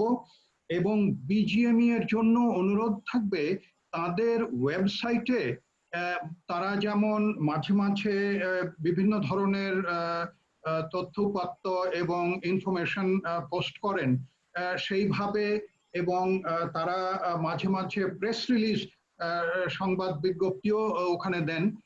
এই রকম জায়গাতে যদি এই ধরনের তথ্য এবং অগ্রগতি সম্পর্কে আমাদেরকে অবহিত করেন, আমরা উপকৃত হব। এবং কাজের বিষয়ে এসে 3টি কথা আবার আমি একটু পুনরুক্তি হলেও বলবো যে বর্তমানে যে কার্যক্রম চালু আছে তাতে অতি ক্ষুদ্র ক্ষুদ্র তাদের কথা আমরা অনেকবার বলেছি, এটা আমি আবারও জোর দিয়ে বলবো। এবং শেষ পর্যন্ত জনাব ফারুক যেটা বলেছেন যে আমাদেরকে সামনে এগিয়ে যেতে হবে এবং সেখানে উদ্যোক্তাদের একটা ভূমিকা আছে, এবং আমরা একেবারে ছোট যাদের তাদেরকে যেন ভুলে না যাই সবকিছুতেই, এই প্রণোদনা বলুন আর অন্য সহায়তা বলুন সেটা। আর সামনের দিকে তাকিয়ে দুটি, একটা হচ্ছে আমাদের আপৎকালীন একটা যে সমস্যা, এমার্জেন্সি ফেজে এমার্জেন্সি এমপ্লয়মেন্টের একটা কর্মসূচি নিতে হবে, এবং তারপরে মধ্য এবং দীর্ঘ মেয়াদে কর্মসংস্থান, সামাজিক সুরক্ষা, এই দুটো মিলিয়ে একটা সুসংহত কর্মসূচি আশা করি আমাদের সরকার অন্য সবার সাথে মিলে আলোচনা করবে এবং গ্রহণ করবে। এখানেই আমার বক্তব্য শেষ করছি। ধন্যবাদ। থ্যাংক ইউ রিজওয়ান ভাই। আমরা পুরো জিনিসটাই নোট করেছি আর কি। আমরা এটার ভিত্তিতে আমরা কাজ করব। আমি আপনাদের সবাইকে অসংখ্য ধন্যবাদ জানাচ্ছি। এবং আমরা তো জানি রিজওয়ান ভাই, আজকে সারা দুনিয়া আর কোনো ব্যাপারে না হোক আর কি, তাদের জাতীয় স্বার্থের ব্যাপারে কিন্তু এখন সবাই জাতীয়তাবাদী হয়ে যাচ্ছে। হ্যাঁ, ইংল্যান্ডের মতো দেশ তারা made in UK, America made in US, তারা এরকম করতেছে। এমনকি আমরা সেদিন পত্রিকায় দেখলাম ভারতের যেসব সেনানিবাস, সেসব সেনানিবাসের যেসব দোকানগুলি আছে সেখানে ভারতীয় পণ্য ছাড়া অন্য কোনো পণ্যের ব্যবহার বিক্রি নিষিদ্ধ করে দিয়েছে তারা। অর্থাৎ মানে আমাদের দেশেও আমরা যদি সেরকম আমাদের জাতীয়তা বোধ থেকে যদি আমাদের দেশটাকেই গড়ার জন্য সবাই মিলে একসাথে কাজ করতে পারি, যেমন সৌদি আরবের মতো দেশ বহু কাজ আজনবীদের জন্য নিষিদ্ধ ঘোষণা করেছে। অর্থাৎ সৌদি নাগরিক ছাড়া আর কেউ সেই কাজগুলি করতে পারবে না। এটা ইউএইতে করেছে, এটা অন্যান্য দেশে করেছে। এবং কুয়েতে আমি কিছুদিন দায়িত্বপ্রাপ্ত ছিলাম, আমি জানি যে সেখানে কি অবস্থা ঘটছে। এবং লক্ষ লক্ষ শ্রমিক, আমি আপনাকে বলে রাখি, আমার যে তথ্য তাতে এই কোভিড এর পরে যখন প্লেন চলাচল শুরু হয়ে যাবে তখন কিন্তু অনেক শ্রমিক ফিরে আসবে। তাদের কাজ নাই, তারা অন্যের উপর নির্ভরশীল হয়ে বসে আছে। ওখানে বাংলাদেশের কমিউনিটির লোকরা তাদেরকে খাবার দিয়ে কোন রকমে বাঁচিয়ে রাখছে। তারা ফিরে আসবে এবং আমাদের অর্থনীতির উপর নতুন করে অনেক বড় একটা চাপ পড়তে যাচ্ছে। আমাদের এমনিতে যেটা ফারুক ভাই বললেন যে প্রতি বছর যে বেকার আমাদের চাকরির বাজারে আসে, আমরা কোনো বছরই তাদের সবাইকে চাকরিতে নিযুক্ত করতে পারি না, থেকে যায়। অর্থাৎ বেকারত্বের সংখ্যা বেড়েই যাচ্ছে। সেই জায়গায় যারা কাজ করতো তারা বেকার হয়ে গেছে এবং যারা বিদেশে কাজ করতো তারা ফেরত আসতেছে। এই যে নতুন যে পরিস্থিতি, এই পরিস্থিতি মোকাবেলার জন্য আমাদেরকে অনেক বেশি ইনক্লুসিভ অ্যাপ্রোচ নেওয়া দরকার এবং সবাইকে সাথে নিয়ে আমাদের এটা মোকাবেলা করার জন্য উদ্যোগী হওয়া দরকার। কারণ আমাদের পরিষ্কার বুঝতে হবে আর কি যে কাজের ক্ষেত্র না থাকলে তো কাজ নাই, কাজ হবে না। কাজে ক্ষেত্রের অনুসন্ধানও দরকার, ক্ষেত্রের প্রসার দরকার, ক্ষেত্র সমৃদ্ধ করা দরকার এবং সেই কাজেও আমরা আমাদের পরস্পরকে সহযোগিতা করতে পারি। আর তা নাহলে তো কাজ হবে না।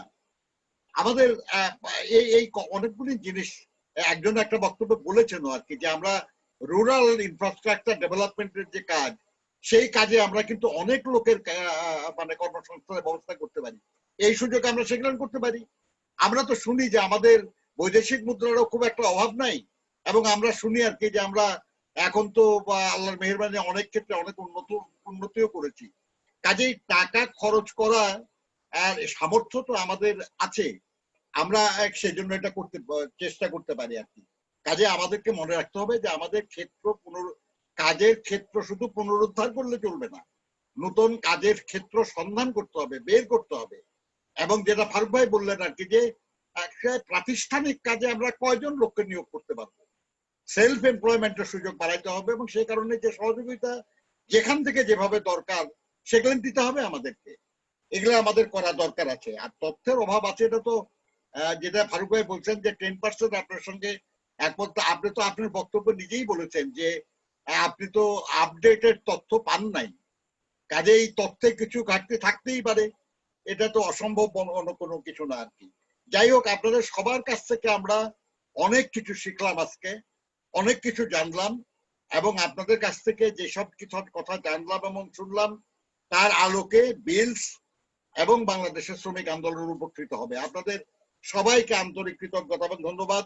যে সাংবাদিক বন্ধুরা আমাদের সঙ্গে আছেন তাদেরকে অনেক ধন্যবাদ এবং বিলসের কর্মকর্তা কর্মচারী যারা এই অনুষ্ঠানকে সফল করার জন্য প্রাণ পরিশ্রম করেছেন, কষ্ট করেছেন, তাদের সবাইকে ধন্যবাদ। সুলতান দিল্লি থেকে ওখানে বসে আমাদের সহযোগিতা করেছে, তাকেও অনেক ধন্যবাদ। আমাদের শ্রমিক নেতারা যারা আছেন আমি তাদেরকে বলবো যে বিলস শ্রমিক সংগঠন না, বিলস চিন্তা ভাবনা করে এ ধরনের আলোচনা, রিসার্চ, স্টাডি এগুলো করে, কিন্তু করে যে তথ্য উপাত্ত পায় এটা কিন্তু শ্রমিক আন্দোলনের সম্পদ হয়। আর শ্রমিক আন্দোলন সেটা নিয়ে এগিয়ে যেতে হবে এবং এগিয়ে যেতে হবে সোশ্যাল ডায়ালগের মাধ্যমেই শ্রমজীবী মানুষের যে সমস্যা সেগুলো সমাধানের জন্য। আপনি ফারুক ভাই বলেছেন যে 99% লোক তারা ইচ্ছাকৃত ভাবে ছাঁটাই করে না। ফারুক ভাই 1% যদি করে এবং সেই 1%-এ যে লোকগুলি ক্ষতিগ্রস্ত হয় সেই ক্ষতিগ্রস্ত লোকের দায় কে নেয়? আমরা মনে করি একজন শ্রমিক চাকরি হারানো এটা আদালতে কাউকে প্রাণদণ্ড দেওয়ার মতো দণ্ড দেওয়া। কারণ এমনিতেই মানুষ যা চাকরি করে তার উপার্জন দিয়ে চলতে পারে না, সেই জায়গায় যখন সে চাকরি হারায় তখন সে না খালি তার পরিবার পরিজন সহ তারা অনাহার অর্ধাহারের দিকে চলে যায়। কাজেই সেটা যেন না হয়, আপনার অবস্থান থেকে আপনি অন্তত চেষ্টা করবেন, আমরা বিশ্বাস করি যে ওই 1% যেন না থাকে। আপনাদের সবাইকে অনেক ধন্যবাদ। আমি বিলসের পক্ষ থেকে আপনাদের কাছে কৃতজ্ঞ। আল্লাহ আপনাদের সবার ভালো করুন। আসসালামু আলাইকুম।